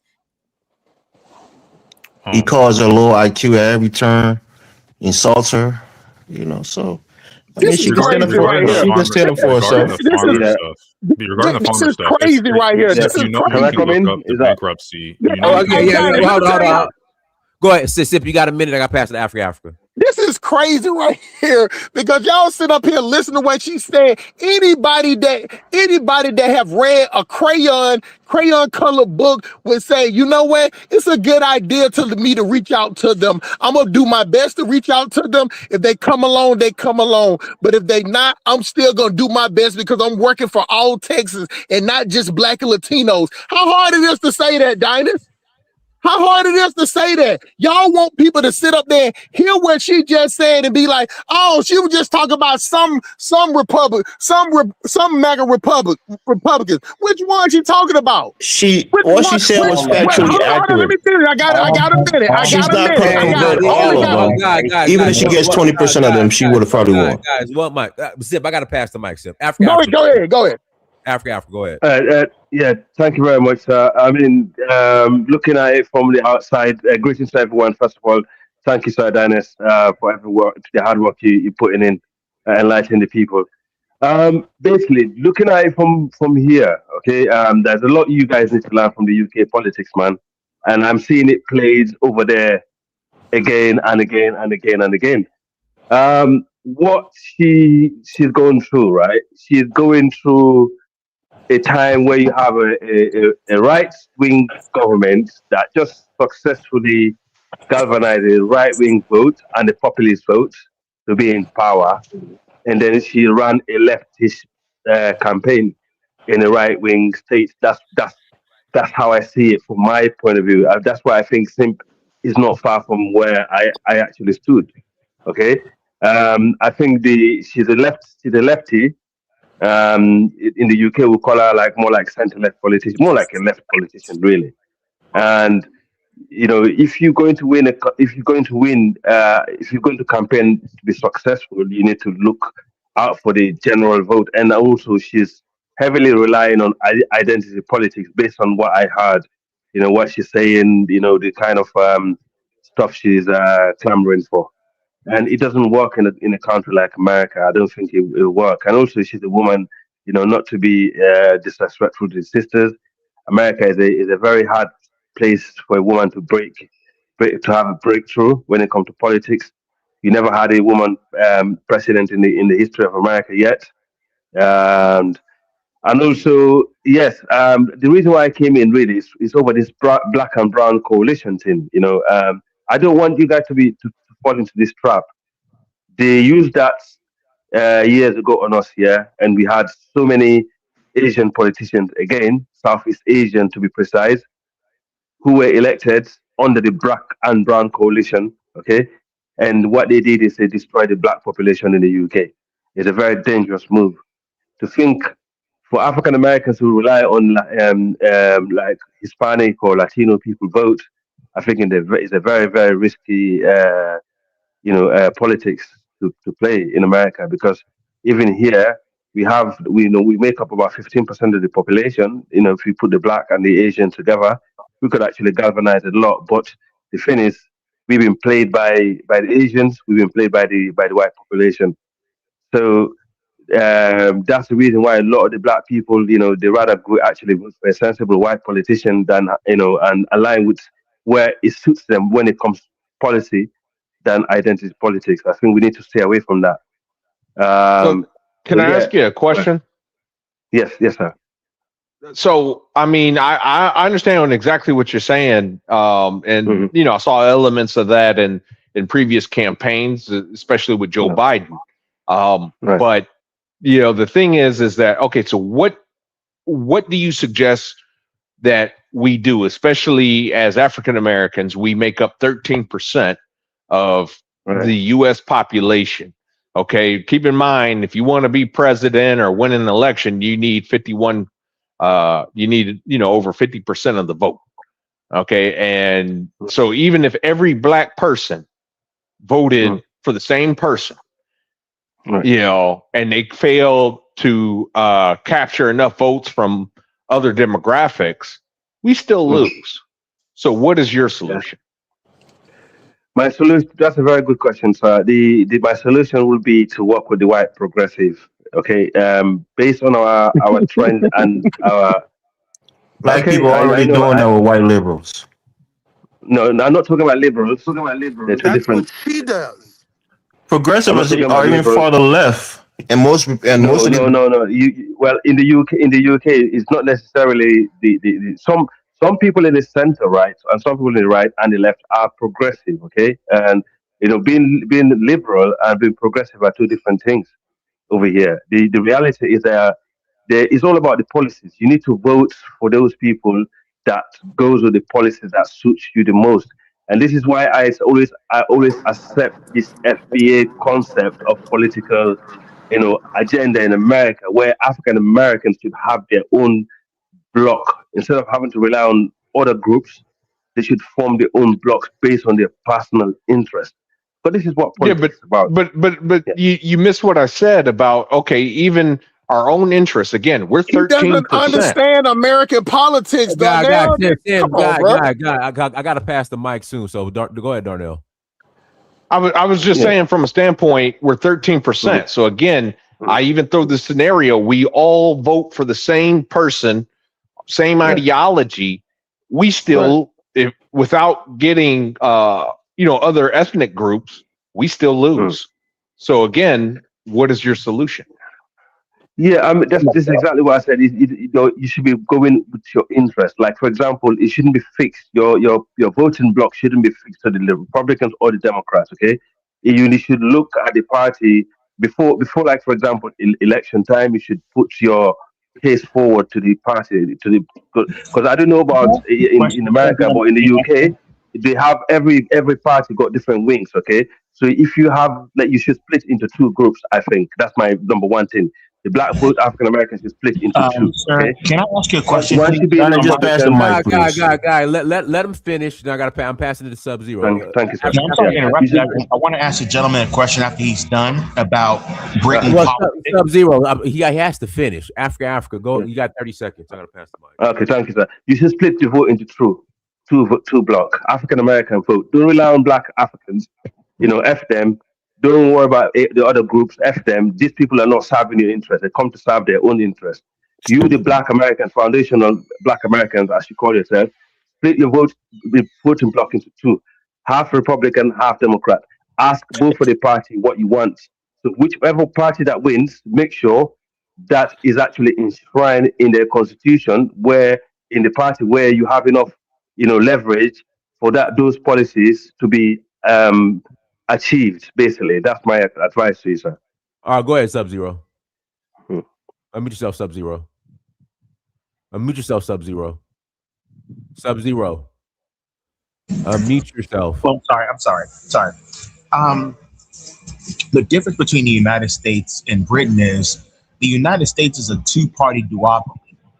Over there in Britain, you have the Labour Party, and you have the Tory, which is the Tory party, which is the conservatives. But you still have small minor parties and you guys are under a parliamentary system. So it's much different there because there's not a monopolization of the political landscape like it is here in the United States. So when the gentleman asked you the question about, okay, what do we do about it? Because yes, we are 13-14% of the population, and we are of a political party that represents primarily a plurality of the voting population. And if, let's say, like happened in the last presidential election, when the so-called Latinos, I believe many of these people classify themselves as white, voted for Trump, and even if black people voted as a solid block for the Democrat, it would have still been close, but Harris would have still lost the election based on our electoral college voting system. So my question to you is, what do we do here in the United States under the political monopolization of the two-party system, which represents, one party represents the interests of white people, and the other party, Democrats, represents the interests of cosmopolitan, liberal, white business people? Right. First of all, to correct you, sir, in the UK, we do have two parties that have governed this country throughout.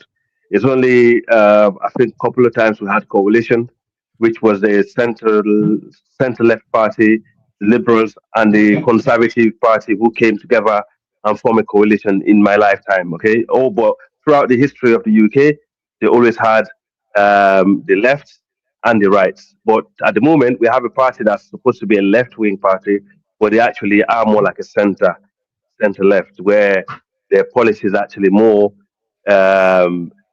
fiscally, they're normally fiscally left, but at the moment, when it comes to immigration and other things, they're actually right. Okay, so I think you should split your vote in half and you make sure you're fairly represented in both of the parties.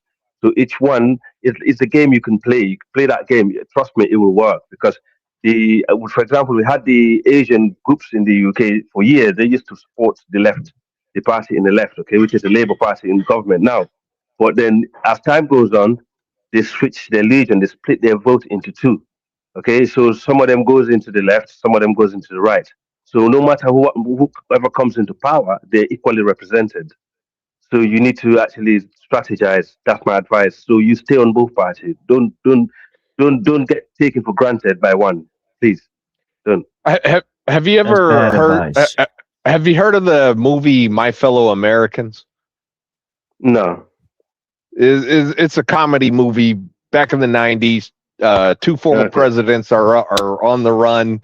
You know, they were it's very funny actually. But there was a very serious moment where they run into a couple that was homeless, you know, and this couple, they just had bad luck from both parties. Keep in mind, these two presidents were from conservative party, basically Democrat, Republican, you know, but, under one president, her husband lost his job under one president, and then they lost their home under another president years later, you know, and they mentioned that, you know, and here's the thing, what the one of the presidents says, and in my opinion, it's a very good quote. But he says, the voice of the American people, there's no such thing. Everybody is always hollering and they want different stuff. The only thing the American people can seem to agree on, we want government to do more for us, and we want to pay less taxes. That's about it. Now that's the smartest thing. That's a quote. That's the smartest thing you said. Yeah. Let me pass the mic. Go ahead, Willie. Unmute yourself, Willie. Unmute yourself, Willie. He pushing the goalpost, Dinah. All right, go ahead, Nigel. Unmute yourself, Nigel. Thanks for having me. This in Dinah's. Greetings all to all the panelists. How you doing, Nigel? Yeah, I'm doing good, and to all the panelists and the viewers. Yes. I see. The truth is that I think I've been saying this for quite a while now. That I'm not sure any community became powerful due to their voting bloc in America, and I'm not even sure the same is true for around the world. I think the idea of democracy seems to be to have the major groups have their say somehow to their leaders. But if you look at America today, I'm not even sure that is true anymore, because people vote for certain things and they get something else and they don't have a choice. So to an extent, I'm becoming a little bit disillusioned with the idea of democracy, apart from that of Switzerland that seems to be more direct and allows people to do whatever they like to their leaders if their leaders choose not to listen to them. So give me one community in America that became powerful because of their voting bloc. The reason why they are powerful, they can be few, but if you pull a lot of weight outside politics, then you have the resources to be able to leverage it within politics. That's how you truly have influence. The reason why she lost, God knows, I think she's a little bit of a Zionist, and she sounds like those type of robotic politicians. I'm not sure is going to get anybody anywhere these days. The more she's the opposite of that. Maybe I might be wrong, but from reading about her, I read about her. I never really heard her. I don't go that deep into her politics. Maybe I should, but from what I've read, she sounds like one of those people that say, "I just want a ceasefire when children are getting massacred. I just want a ceasefire on both sides." You're not calling out the side that is actually responsible for causing such carnage. So I don't subscribe to people that pretend as if they don't see something going wrong. This is what Kamala Harris did too. And then now we have Trump going around the world causing all kinds of chaos. And now we don't even know how escalating the entire situation is, because they are blowing up ships outside the war zone now. And this makes American ships also vulnerable to attacks anywhere in the world now. So the entire thing, nobody voted for this.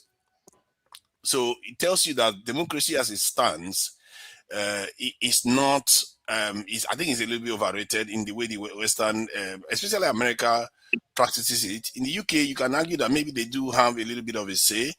And the UK system seems to be more accountable. If you look at the Epstein issue too, the UK one seems to be more accountable than the American one. And American politics, American one, it seems to be based on things that happen outside politics, the people that have power, that have resources, that can influence politicians. And if you can do that in America, you do very well. We can see how Israel is basically basically dog walking Trump left and right, and Trump follows whatever he says. Maybe that's the kind of policies we want to play. And I hear what Africa said. Not every time I agree with him, because these days he's a little bit rougher person, but he's right to say that you should not subscribe to any political party. You want to look at the one that will give you what you want. Have a stake in both of them. Because they are all, if we look at our history, they are all not on our side. Let's face it. It's not even them being on our side. Are we on our side? Exactly. To Nigel. Are we even on our side? God damn. So we have to be on our side and protect our interests at all times, because nobody's going to do it for you. I'll leave it at that. Thank you. Hey, let me ask you a question, you're a minority. You're a minority in the population. Black people. Hold on, y'all. Let me ask the guy a question. To Nigel. But listen, just like you said, we're not for sale. So it's just like you're outside and you want the guard dog. You got a big dog and you like, hey, go stick this, go pick up this tree, go pick up the tree, and it bring you back a water hose or something. And he just say, well, at least I brought you something. We're not for sale. We putting all this energy in political parties. And you know what? I give you a better example too, Nigel. Just like football teams or soccer teams.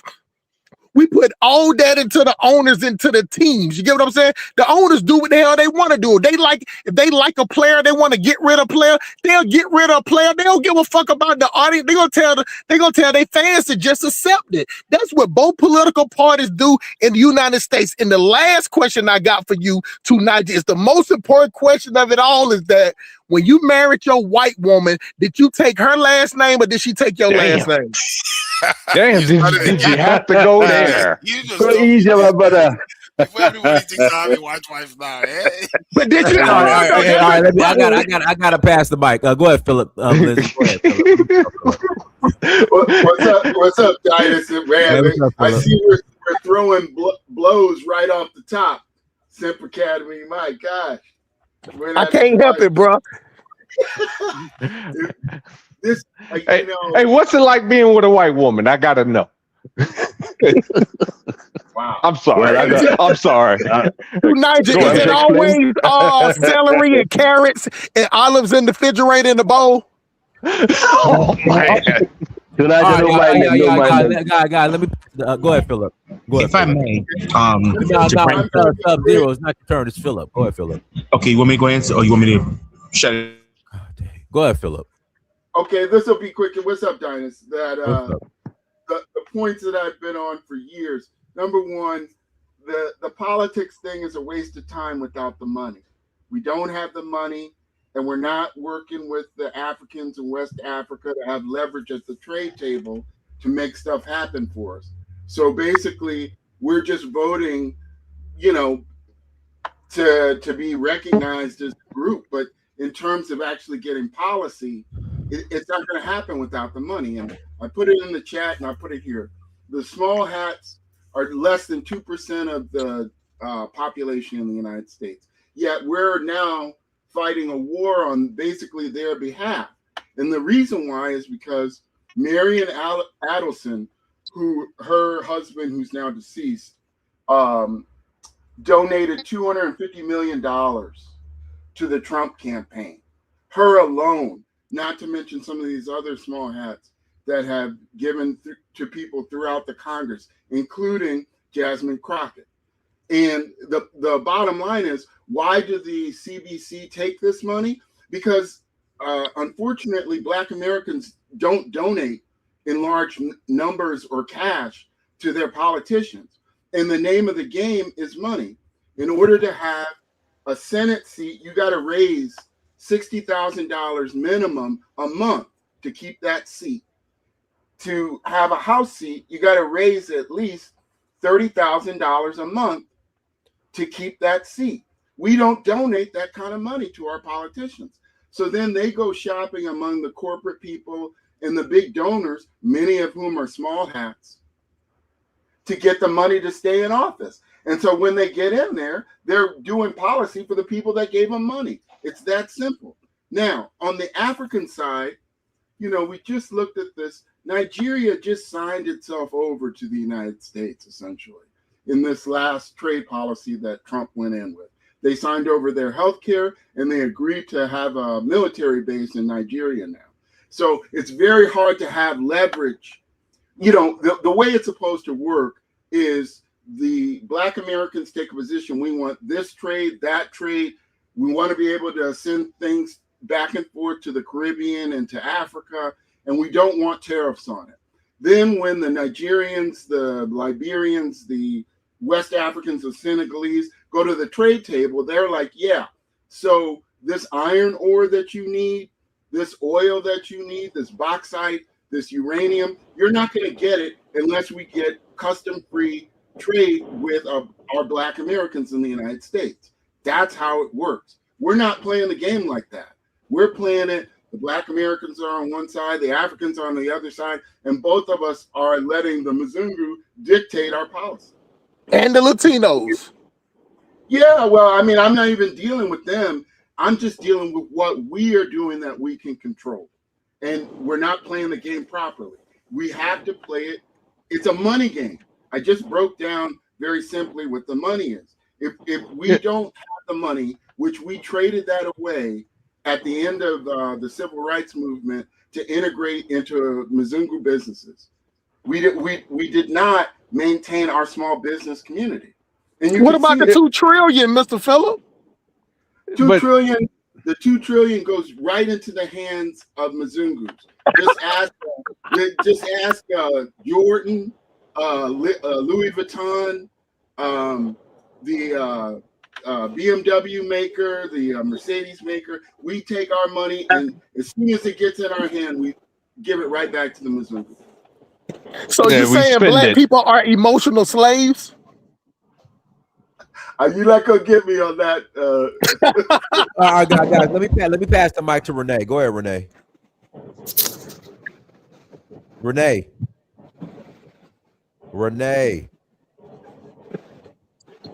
we can't hear you. You gotta give her a chance to settle in, Titus. I mean, when we settle, she's they don't be ready, man. She probably had to put on the makeup, fix a wig, you know what I'm saying? Could tighten up a leg. Bro. Come on, brother. Uncle Simp. Renee, guys, hold on. Renee, are you there, Renee? To you. No, hold on. Renee. Renee, call. Leave the chat and call back in, Renee. We can't hear you. That is cracking Dennis, the I whip. wanted to make a comment real quick before I drop off. I just want to make a point on the Latinos and African American Coalition, right? Or the Black Voters Coalition. Look, we agree that the Latino outnumber Black people in this country in terms of total population. But in the Democratic Party, you've had more Black people, whether they be of African descent or African American descent, thrust international leadership when it comes to the Democratic Party in particular. Right now, you have Hakeem Jeffries, who's probably going to be the first African American Speaker of the House if the Democrats win, come the midterms. You had, of course, Barack Obama, a president of African descent. If you count Kamala Harris, she has some African ancestry in there.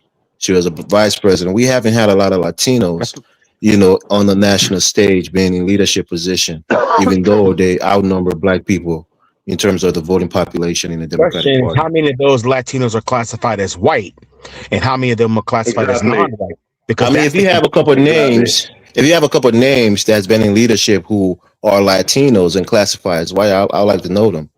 Hey, Elvis, We haven't really seen a lot of them. let me tell you why what you just said right there makes no sense. And this is the thing that the problem with Black people. What you just named you named symbolism. You named Hakeem Jeffries that don't do a goddamn thing but complain. You named Barack Obama that didn't do nothing for Black people, and all he did something for was the LGBT. Yeah, he did an Asian hate bill. He didn't do shit for Black people in his last 4 years. And y'all talk shit about Trump, but you know what thing I respect about Trump? That he's doing something for white people, and he don't give a fuck what you got to say about it. In the last 4 years. I agree. In the last 4 years of Barack Obama, hold on, this is the last thing I'm gonna say. And you said you were gonna say something there, Jump. I'm just rebutting what you're saying. What I'm saying is the last 4 years of Obese, he could have sat up there and said, well, you know what? I'm gonna do something for Black people. I don't know when the next time it's gonna be a Black president, but I'm gonna do everything I can. Cause damn sure Trump doing it, and he got damn proud of doing it. He's unapologetic. My point is that Latinos continuously support Democrats in their majority, people, even though there's not a Latino at the top of the ticket or at the second part of the ticket. We can sing at the same time. We can't talk at the same time. I let you say whatever you was gonna say before I rebut it. Simply 30 seconds. 30 seconds. That's all I need. Diners, you know why Latinos don't need office? Because they don't want symbolism. They vote in the power block. They got their own political parties, like Philip Lindsay was saying. They got their own. They want unity. They want stuff for their people. Black people, like Elvis, sit up here thinking that Black people, that's all we want is symbolism. Throw us a Jasmine Crockett. Throw us a being the president has power. That ain't being the speaker has power. It's not just symbolic. You tell me one thing that we got out of having these Black people in office, Diners. Tell me one thing we got, but I can tell you a million things that Latino got for them voting in their group and their political party. You tell me one thing we got as Black people with all these Black leaders in the Senate and the House, Diners. Name me one. But what did they get? There's nothing that Latinos have that Black people don't have access to. I gotta pass them. My question to Ponder. Go ahead, question to Ponder. Unmute yourself. Question to Ponder. Unmute yourself. Hello, Diners. Good afternoon. Good. How are you? Go ahead. Very good. Very good. So I had been listening. Darnell, Elvis made some really good points, but I just want to emphasize the reason why Jasmine lost is because she's not from Texas. She's not a Texas girl. I did listen to the CNN clip, I believe, that you posted. And if she's a prep school girl, but she's not a Texas girl. Even though she did attend University of Houston, she is barred in Texas. So she does have her law license in Texas, but she's not from Texas. The seat that she came from, that she represented, belonged to Eddie Bernice Johnson, District 30. That is a very important seat to African-American women, especially in that particular area of Texas. That seat is not going away. The late Eddie Bernice Johnson, the only reason why she no longer has that seat is because she passed away. There was a special election, and Jasmine was essentially chosen to complete the rest of Eddie Bernice Johnson's tenure, her period, before Jasmine actually ran on her own. So she's technically only ran for office only one time, just one time. And then prior to that, she was completing Eddie Bernice Johnson's stint. So you have someone who has not held this particular seat that long. And this seat was created for Eddie Bernice Johnson by Herbert Walker Bush in the early 90s. When they were doing redistricting, it was just discussed that a seat would be created. And this was a Democrat, Eddie Bernice Johnson, created by then Republican Herbert Walker Bush, George Herbert Walker Bush. So there is always a willingness to cross party lines when it comes to Texas. And Jasmine just doesn't have that lineage, that pedigree, that heritage in the state. Darnell made an interesting point. I think he said that he's done some traveling or he lived in California, but he said that his mother is in Texas or she's from Texas, if I heard correctly. So, yes, my mother was born in Dallas. She lived in California, in San Francisco Bay Area. Her husband passed away, and I helped her move back home. There we go. That speaks volumes. If you're from Dallas, Eddie Bernice went to elementary school in Dallas. She went to college in Dallas. You have State Senator Royce West. You have even Cornyn. The Bushes run deep in Texas. His wife is from Midland. Like all of these known Texas politicians, they have deep roots in Texas, either by marriage or just their family. Jasmine does not. That's why you hear some of the things she's saying, Dynas. It's not going to run, it just doesn't run correctly with Texas. I mean, here's a good question. Is she even a Cowboys fan? Like, I mean, I know that sounds very, very trite and inconsequential, but those little details do matter. And if she had fuck the Cowboys. Fuck the Cowboys. Okay. The Houston, it's the Houston Texans for me. I'm sorry. Fuck the Cowboys. But anyway, like drop dead with that bullshit. And there we go, representing Massa's money. Come on now, she's making a good point. No. Dallas ain't shit compared to Houston. I'm sorry. Can we just? I'll just wrap up. But if you're representing a district, District 30, Eddie Bernice Johnson district, it's kind of an expectation that you would be a Cowboys fan. And anyone, especially someone Jasmine's age, you would know quite a bit about their history. I mean, Jerry, et cetera, et cetera. She doesn't really have that. And Darnell, I'm just being honest. Who the hell cares about Jerry Jones with his sexually abusing ass? Okay, Darnell, who cares about them criminals? Darnell, let's let the lady speak, please. Thank you, Darnell. I'm just asking you, like you have family from there. Does Jasmine give off Texas girl to you, regardless of race? Regardless of race, does Jasmine give off sexually abused vibes like Jerry Jones? There we go. No, I'm just asking you because you. Man, you going off the rails, Darnell, bro. You going off the rails, bro. I didn't even speak yet. I'm just asking you, like maybe even if you speak to your mom, like does her personality, her energy? Is maybe if your mother is familiar with the private schools in Dallas, does Jasmine just kind of give off that energy, that effect that she's someone who would have been raised in Dallas within the past, let's say 40, 45 years? Like someone who's like, like an 80s baby, 90s kid. And I'm just like, just your experience. And I just want to ask that, is that everyone. What does that have to do with an election? Well, hold on. Everyone from Texas is very. It's dying. Let him answer the question because it's your question. Yeah, Darnell, think about it. You know how insular Texas is, and all the politicians that you and your mother would know, they all have roots, heritage, pedigree in Texas, regardless of race. There's a bunch of transplants in Texas that are not from Texas. Darnell, I could say. You got to give him a chance to answer, sis. Yeah. The question. Let him answer the question. Go ahead, Darnell. As an answer to your question, my mom probably she would not agree a whole lot with. I think she would have the same sentiment you have that Jasmine Crockett is not a Texas girl.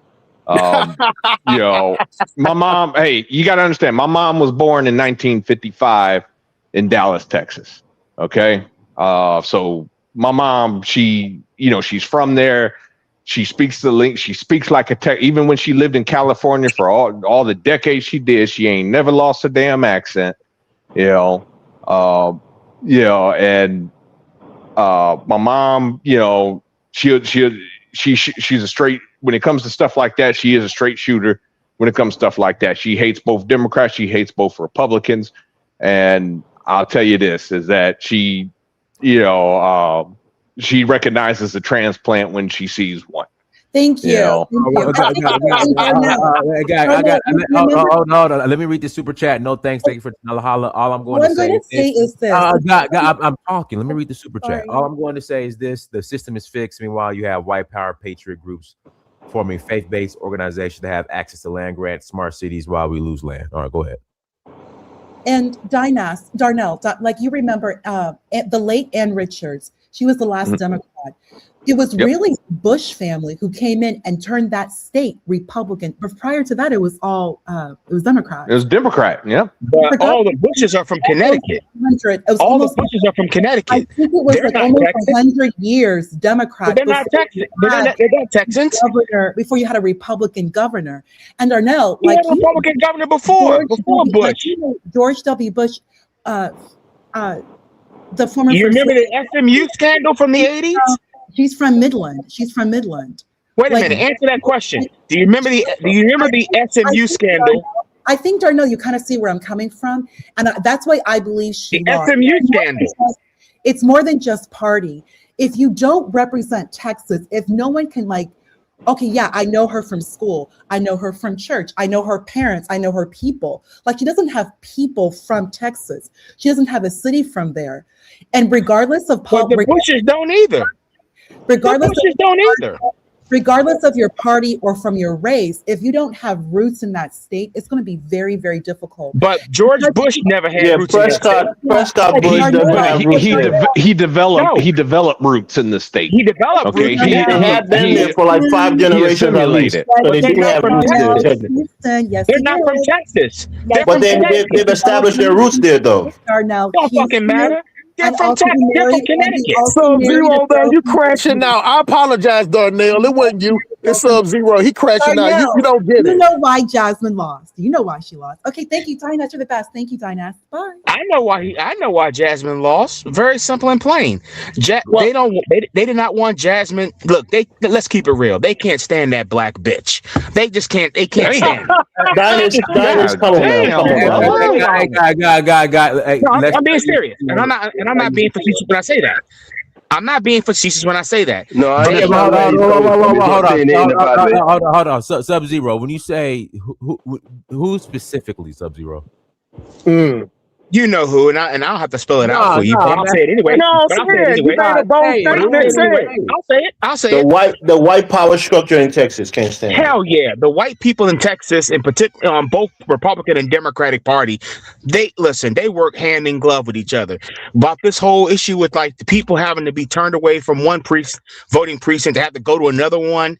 Like, whose fault is that? But whose fault is that? I mean, well, they drew the districts, remember? You remember these districts that got drawn? No, but why? Who's responsible for announcing where they're supposed to vote at? Actually, the state's supposed to notify you. Okay, your district is here. You vote here. You don't vote there anymore. You got to vote over here. So I also say this too about Crockett. Crockett, I think, kind of overplayed her hand when dealing with the white power structure of the Democratic and Republican parties, respectfully. And the fact that black people in this country, we are politically outgunned and we're politically outnumbered. Thank you. And so we got to cut the BS here. We're in a system of white supremacy racism. People can deny that. People can say, "Oh, you're crazy, guy. You don't know what you're talking about. You're nuts." No, we're not nuts. And even if Jasmine won, do you think she was going to win the general election in that state? Hell no. Hell no. I mean, hey, it's possible. I mean, right now, I mean, bro, come on, Darnell, man. Don't do no fence riding. They know where in Texas. Come on, we're not talking about just the major Dallas and Houston and Austin. She would have to win. She would have to win the whole state. Hey, you're talking about. Hold on. Just Darnell, do you know how many counties you in Texas? Do you know how many counties are in Texas? You got a whole bunch. Not what? 100? No, it's 200. It's 200. It's 200. Hold on. Now let me say. Do you know where all the black people? Do you know the how many counties where black people are the majority? Harris. No, you ain't got to name them. Just how many? Maybe just one or two at best. It's two. Two at best. So think about it. Now think about it. That's why I was saying, I'm gonna use my inside voice. I heard what y'all was saying in the chat. I'm be yelling. I know I'm just passionate. You know what I'm saying? I got two Nigel up here too. He got a white woman, so I need to show some respect. Now, what I'm saying is that that's two counties. You get what I'm saying? That has the majority of the black people. I say again, the problem with black people that the Democrat convince us that we need to all come together and get these goddamn government subsidies. You can get government subsidies easier when you stay in a bigger city. You get what I'm saying? You got more black people working for the city. You got more black people where we don't think about these nuances. Black people don't stay on the outskirts that can push those levers to make it even. If she only wins two, but then you got all these other counties out there. You got 252 more counties that are white people driven, and but her silly dumb. Hold on, this is the last point. 30 more seconds. Can I get 10 more seconds? 10 more seconds, please. Brother, go ahead. And then the most dumbest, what you just said, the stupidest thing she can get up there and say is that I don't have to try to convert or talk to. Now, regardless of what she said, the people that's listening to that she was saying that I ain't got to talk to them. I ain't got to even dress them at all. We know what the fuck she was saying. That's how she felt because that's how the Democrat. Let me ask you. That's how the Democrat Party feels against Trump. We ain't gonna talk to him. We ain't gonna mess it. None of the MAGA. We ain't even gonna try to do nothing about it. But I witnessed the same. I witnessed the same thing under Obama. And by the way, can you guys guess the last? Yes, the Republican Party. We're gonna just vote no. When they took the House in 2010, they just said, we're just going to vote no. We don't give a damn what he said. Hold on a second. Y'all talking about two different that was the thing. That was what the vote. That's what the voters. That's what the voters. I'm talking about for Obama to win. No. Y'all are not politically astute. For Obama to win the office twice, he had to get out there and shake hands and kiss white people babies. Yes, I agree with that. I'm not going to deny that. I'm sorry to talk over because. Sorry. No, I just want to say just real quick, okay? When you mentioned that, okay, black people can't win, in white heavy areas. I mean, guess who the last Democrat to win Montana and Iowa? Talk about no goddamn Montana. Hold on a second. This is not about you. This is not about you. It was Barack Obama. You're pushing the goalposts right now. You're not Barack. It was Barack This whole topic is about Texas. Yes, he did. He won. So he won Montana. Why are you talking about Montana? And he won Iowa. Guys, we got some new people on the panel, and so I'm gonna text Fitzgerald Stevens because we have Brandon and Sim Police Academy on at the same time. And Fitzgerald, to this day, swears that Brandon and Sim Police is the same person. Hey, man, great minds think alike. Hey, to this day, he swears that y'all the same person. So go ahead, Brandon. Unmute yourself. Hey, can you hear me okay? Yeah. Yes, sir. Yeah, Jasmine Crockett, black folks is going to try to blame everything they can as to why the woman lost. The woman really never had a chance to begin with because the district that she's running for is a very heavily Republican area. So basically, her and James Tallarico, not Republican area. Her district's not a Republican area. Let me finish. Her and James Tallarico are going to they're basically running to see who's gonna lose because it's a statewide election, right? Texas is very much red, okay? And so she never really had a chance. Jasmine knew she didn't have a chance. And Jasmine said that she was running to try to open people's minds, right? That was her words. She was trying to get people to be optimistic, get people who, she was trying to draw in voters who traditionally would not have voted for her, right? Well, she made a huge misstep because she insulted Latino people within the first couple of days or weeks of her campaign for Senate. That if she was done at that point, when she said that they have a house slave mentality, right? She was done. She knew she was done. And where was she wrong at? Where was she wrong at? Wait a minute, my brother. Wait a minute, my hyper emotional brother. Wait a minute, my hyper emotional brother. Hey, Sub-Zero, you got to let them talk. Be quiet. Yeah. Go ahead, Brandon. She was wrong because Black people have a slave mindset. Latinos do not. Latinos, let me tell you, let me teach Sub-Zero, educate him real quick. If you and Democrats, is this the same dude that got smacked around by a white liberal? Yeah. Destiny? Oh, yeah, I know who you got slapped around by Tariq Nasheed, calling you a fat bitch and everything. I got slapped around by what? Okay, that's fine. Listen, Black people, Democrats could disrespect them to their face day in, day out for 75 years. We're still gonna vote Democrat. That's the slave mentality. She had one opportunity to disrespect the Latinos, and they said, we're not voting for her. That's not the slave mentality. Black people always try to approach other groups as if they're other minority groups, as if they're beneath them. And we just have to come to the point, the realization that when it comes to politics, you shut this guy up.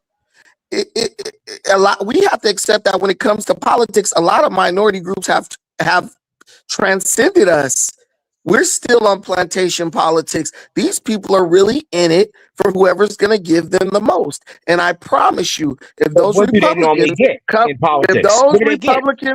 if those Republicans let him finish, brother. Please let him finish. If those Republicans come with an idea or policy or package that benefits Hispanics in Texas or nationwide, they will vote Republican again. Black folks mad.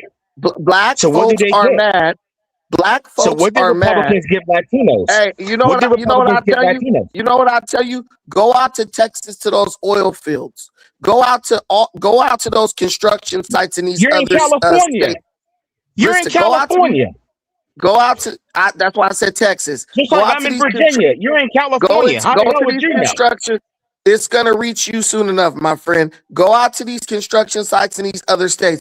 The legal Hispanics, the ones who own legal businesses that pay taxes, they are thriving right now because of the reduction in regulation from Donald Trump. Every time a small number of people in that community. Dinus, you gotta get this guy. Dinus, you gotta get this guy. I muted him. Hey, Sub-Zero, don't interrupt him. Don't interrupt him, Sub-Zero. Don't interrupt him. Every time a Republican gets in and deregulates, legal Hispanics win because they own so many businesses in the service industry. They are, they're taking over the service industry, Uber, all that. So they look for deregulation because they're into starting businesses and employing people. You do know when you go sit down at the Mexican restaurant and you see all those Mexicans working in there, there's a Mexican who started that business and he's hiring other Mexicans. So if that guy is looking at a political candidate, and we know it's hard for Black people to look at stuff like this, but if that guy's looking at a political candidate, do you think he's looking at, he might see the guy deporting Mexicans and be like, you know what, that's tragic. That's not fair. They're not all criminals, right? But then he looks at the other guy who says, look, we're going to do no tax on tips. He looks at the guy who says, look, we're going to lower the cost of doing business by doing X, Y, Z. He now is going to vote along the lines of what helps him sustain his business, what keeps his employees paid, and what ultimately puts money in his pocket. That outweighs everything. Even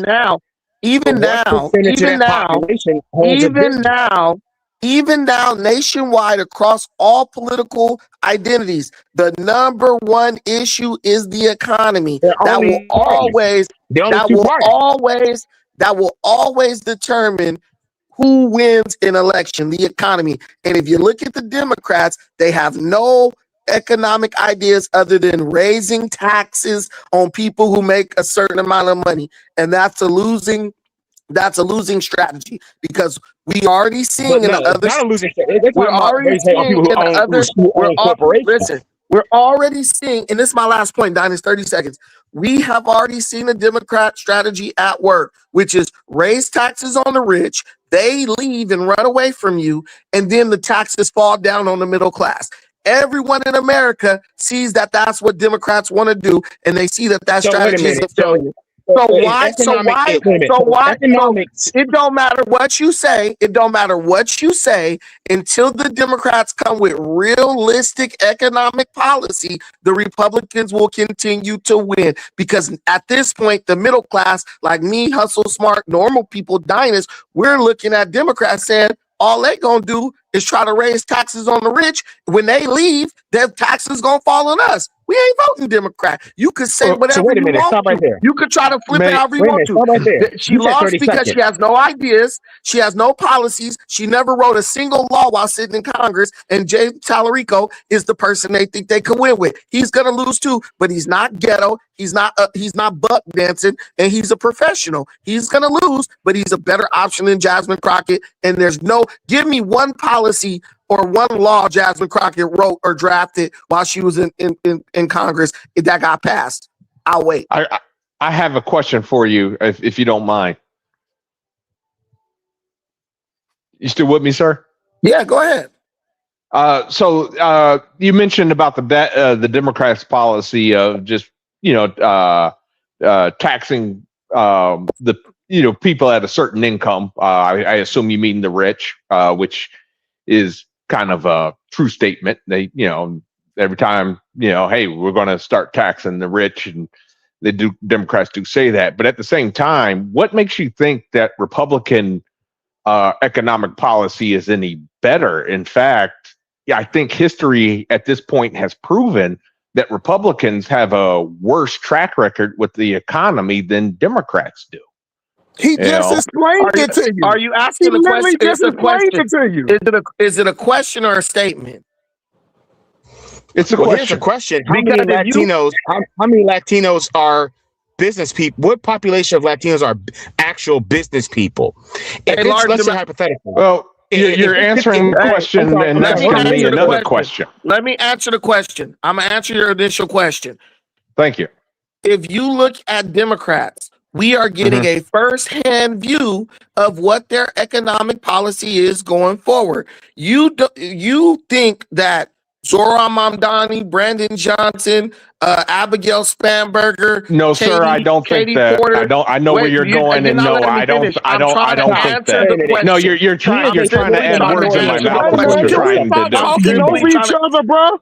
Can we have some respect for people talking and stop talking over? He asked me a question. He doesn't like the answer, so he's gonna filibuster. Democrat strategy. Katie Porter, Brandon Johnson, all those Democrats you're seeing who are all over the internet, that is a strategy that has been handed down to them from the DNC. This is what we're running on, affordability. And then when people say, how are you going to create affordability or deal with the affordability crisis? Well, we're going to tax the rich. They need to pay their fair share. Bernie Sanders model. What they didn't count on was the fact that the rich would leave those areas if they were facing draconian taxation policy. So guess what? Once the rich leave, who are left to pay those taxes once they're passed into law? Look at Chicago. Look right now at New York. Look right now at Virginia. The middle class. Americans are not stupid. We are looking at how this plays out.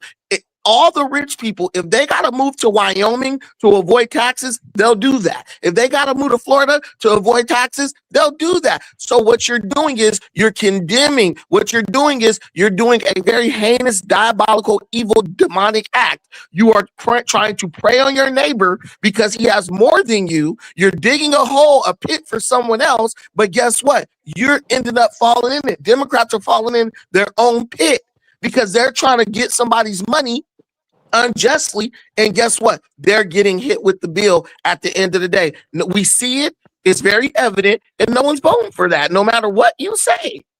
All right, hold on a second. Let me handle this. Let me handle this, please. Okay. Well, hold on. In fact, first, let me read this super chat. Summer non other T3K. Thank you for $2 holla.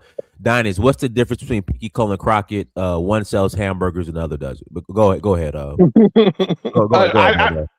I just want to say this real quick. Okay, first of all, you're trying to put words in my mouth, and from the last portion of your speech, it sounds like you're trying to demonize me and make me sound like I'm a communist or a socialist, which is not true. I invest in the stock market, etc. But the thing is that I was trying to point out, okay, is that both sides, believe it or not, actually tax the middle class unfairly. Okay, the Democrats, you are correct. They are the tax and spend party. As my father likes to say, the Democrats are the party of tax and spend, and the Republican Party is the party of borrow and spend. Okay, what ends up happening is both parties wind up screwing us over. Okay, with the Republicans, I know their tax cuts sound great and all this other stuff, but let's just be real. The middle class does not see those tax cuts.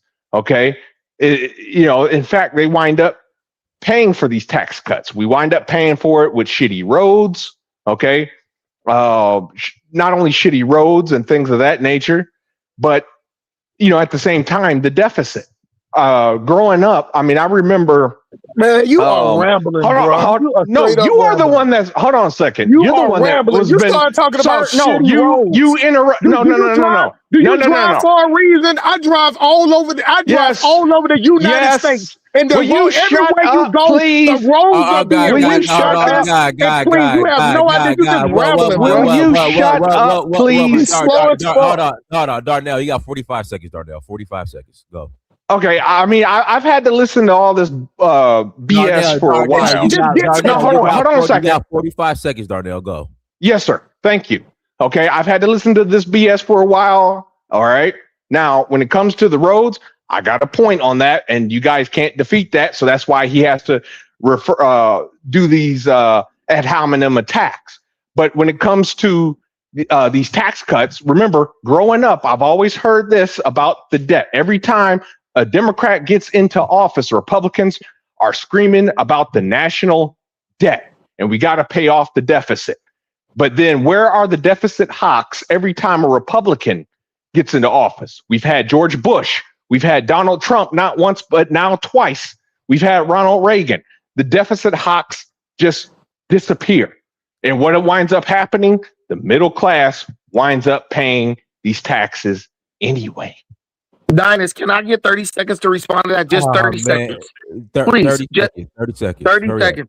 Okay. According to IRS data showed that Americans with an adjusted gross income between $50,000 and $100,000 saw an average federal tax reduction of approximately 13% to 15% between 2017 and 2019. So Trump reduced middle class taxes. People earning between $50,000 and $100,000, he reduced their taxes 13%. For the I gotta pass the mic. That's not 30 seconds. Yeah, that was 30 seconds. See, no, it wasn't 30 seconds. It was 15. It was 20. It was 30 seconds. It was 20. Well, in 2025, we also saw a doubling of the child tax credit by Trump, and we're seeing people get now higher tax.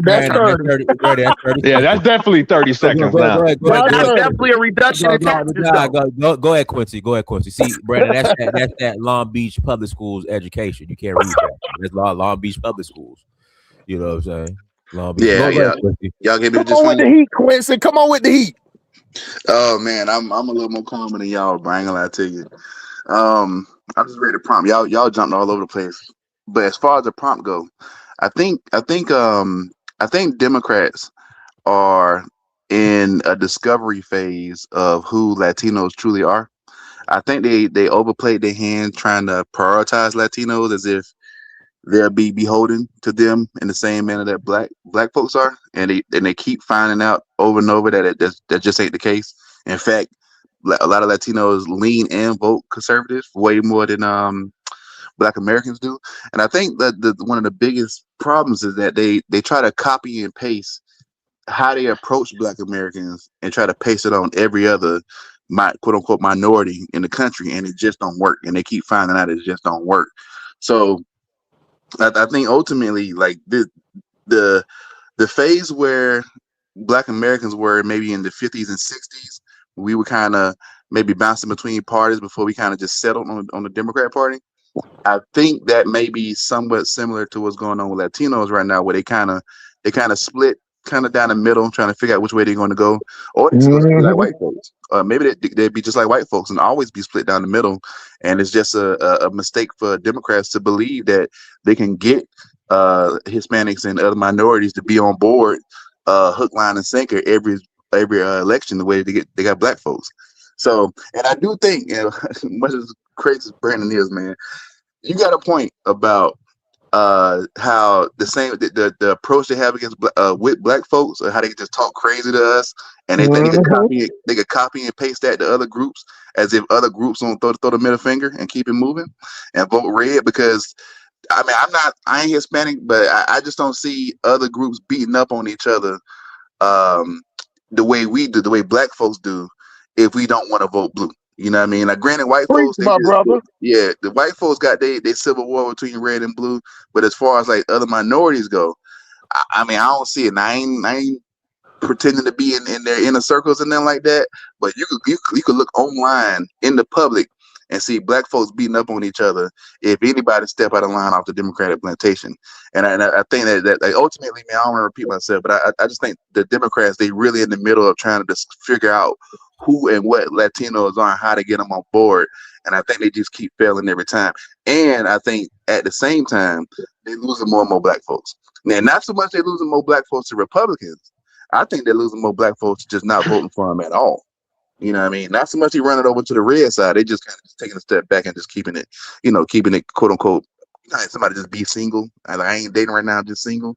I think a lot of Black folks, as far as they vote go, they're just falling back, especially for the national election. So that was all, man. Y'all got it.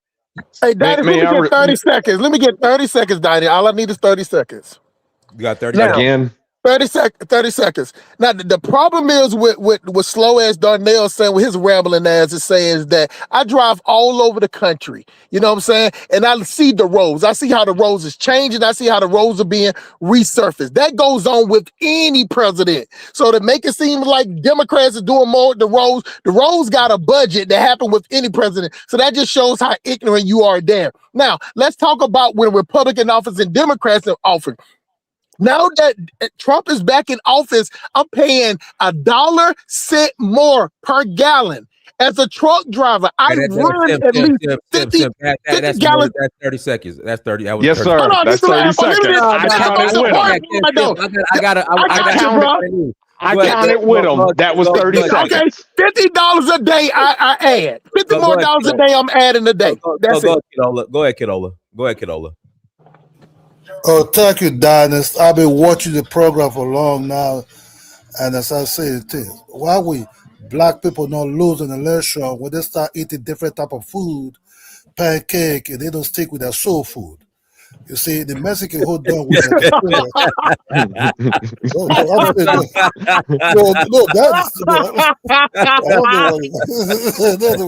don't understand, man. I'm just saying the truth, because the Mexican, they hold down with that tortillas, man, that beans and everything tight. You see, that lady was still talking about picky cuttings and everything. After that, she's going to eat some certain type of food. If the Black people don't take the time, they will see themselves to a different place. That soul food will kill you. That soul food will kill you, bro. No, man, you don't kill you in time. It will make you still live long. Check out what the Latinos are doing. They hold that tortillas very tight. They're giving it out. Just stick to your soul food. Start winning the election like that. Because the other one, they don't give a damn about you, and they will let you dry. And they ain't playing, man. I told you all that. once in a while, man, blend and be who you are. Thank you, Dennis. I'm living, man. Thank you, Dennis. There's a reason why. There's a reason why more black people. There's a reason why more black people. There's a reason why more black people die of high blood pressure and diabetes and everybody else. And let's more than likely it's soul foods. So let's make it healthy versus throwing it out the window. That's black people problem. We love throwing the baby out with the bathwater. Mexican food unhealthy. How do you so they can how do you make soul food healthy? Easy. Just out of curiosity. Change the ingredients. Then it's not soul food anymore. Yeah, yes, it is. Yes, it is. They doing it all. They got vegan soul food. What? They got vegan soul food. You don't always got to put a ham hock in your pot of beans. Man, hey, Brandon, you gotta have a ham hock in them beans, bro. Brandon, the vegans just can't read. They can't do it, bro. That shit. No, they can't. Yeah. Listen, man. They can't. They can't replicate it, Brandon. They can't do it. You can put a regular turkey neck in a pot of greens as opposed to a smoked turkey neck, and that reduce the salt. And also, Mexicans work hard every day. Black folks eat and go sit up and let the food just sit in their gut. That's a big reason. You could really eat anything and live a long time as long as your activity level. Diets eat like crazy, bro. It's still in good shape. Why? He gets off his ass and works out. Black people have a problem with working out. That's our biggest issue. We don't get up and go work out. If you go to the gym, what you see in the gym, well, you in Atlanta, but Diners, if you go to the gym in California, it's more black folks in California than Georgia. If you go to the gym in California, you barely see any black people. 3 Mexicans on every treadmill, whites on the treadmill. We just don't have a workout oriented culture. That's the biggest issue. Would you be offended if I called you Uncle Ruckus? Why would I? That's what black people say to about anybody who speak the truth. But Brandon, there's more black people in Georgia than in California. No, it's not. Yes, there is. No, it isn't. I think it depends on the municipality. No, there's more black people in California than Georgia, man. Y'all just don't like facts. Huh? There's not, Brandon. You want to bet? How many black people in Georgia, man? Hold on. I mean, I would agree with him that there's more black people in California, probably because California has a higher population than Georgia. All them black folks got ran out. Okay, they gone now. Hello. Yeah, someone was saying about the fiscal policy between the two parties. I think he was right. Republicans tend to spend a lot of money by tax cuts, and basically than the Democrats. And when they come in, they promise a lot of tax cuts for the rich, to stimulate the economy. But I don't know how that plays out by the end of their tenure, because sometimes when they stimulate the economy, based on tax cuts, you don't necessarily benefit from that because it takes a while for it to trickle down. And obviously, then because you have like two-party system, right? You have the Democrat that will come in, maybe they will benefit more from that tax cut, where most of that trickle down, fiscal policy basically, got passed down to the next, government. For example, if the Republicans, per se, cut the taxes for the rich, and that money, by the time it gets to the system, then you have the Democrat being elected, so they'll benefit more from it. So I think it's all to do with the multinational corporations who got hold of these two parties. I think that's what it comes down to. And so that's the reason why I said earlier you should be on both sides. You should play both sides. There's no point being on Democrat forever, because you can tell in the Democratic Party they're quite deceiving. Some of these left parties, they're just as bad as the right, but because they know us too well, they know how to play us. They can do things to us, and we're more likely to agree to it than, for example, if it's a right wing, or conservative party that is in power. For example, now we have a center-left party in the government that is introducing some policies. If it was the last government introducing that was a conservative, everyone would be out there, marching and throwing tantrums. So we should be on both sides. Yeah.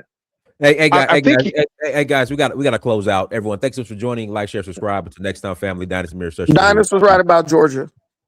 Yeah, of course I'm right. I know I'm right. Shut up.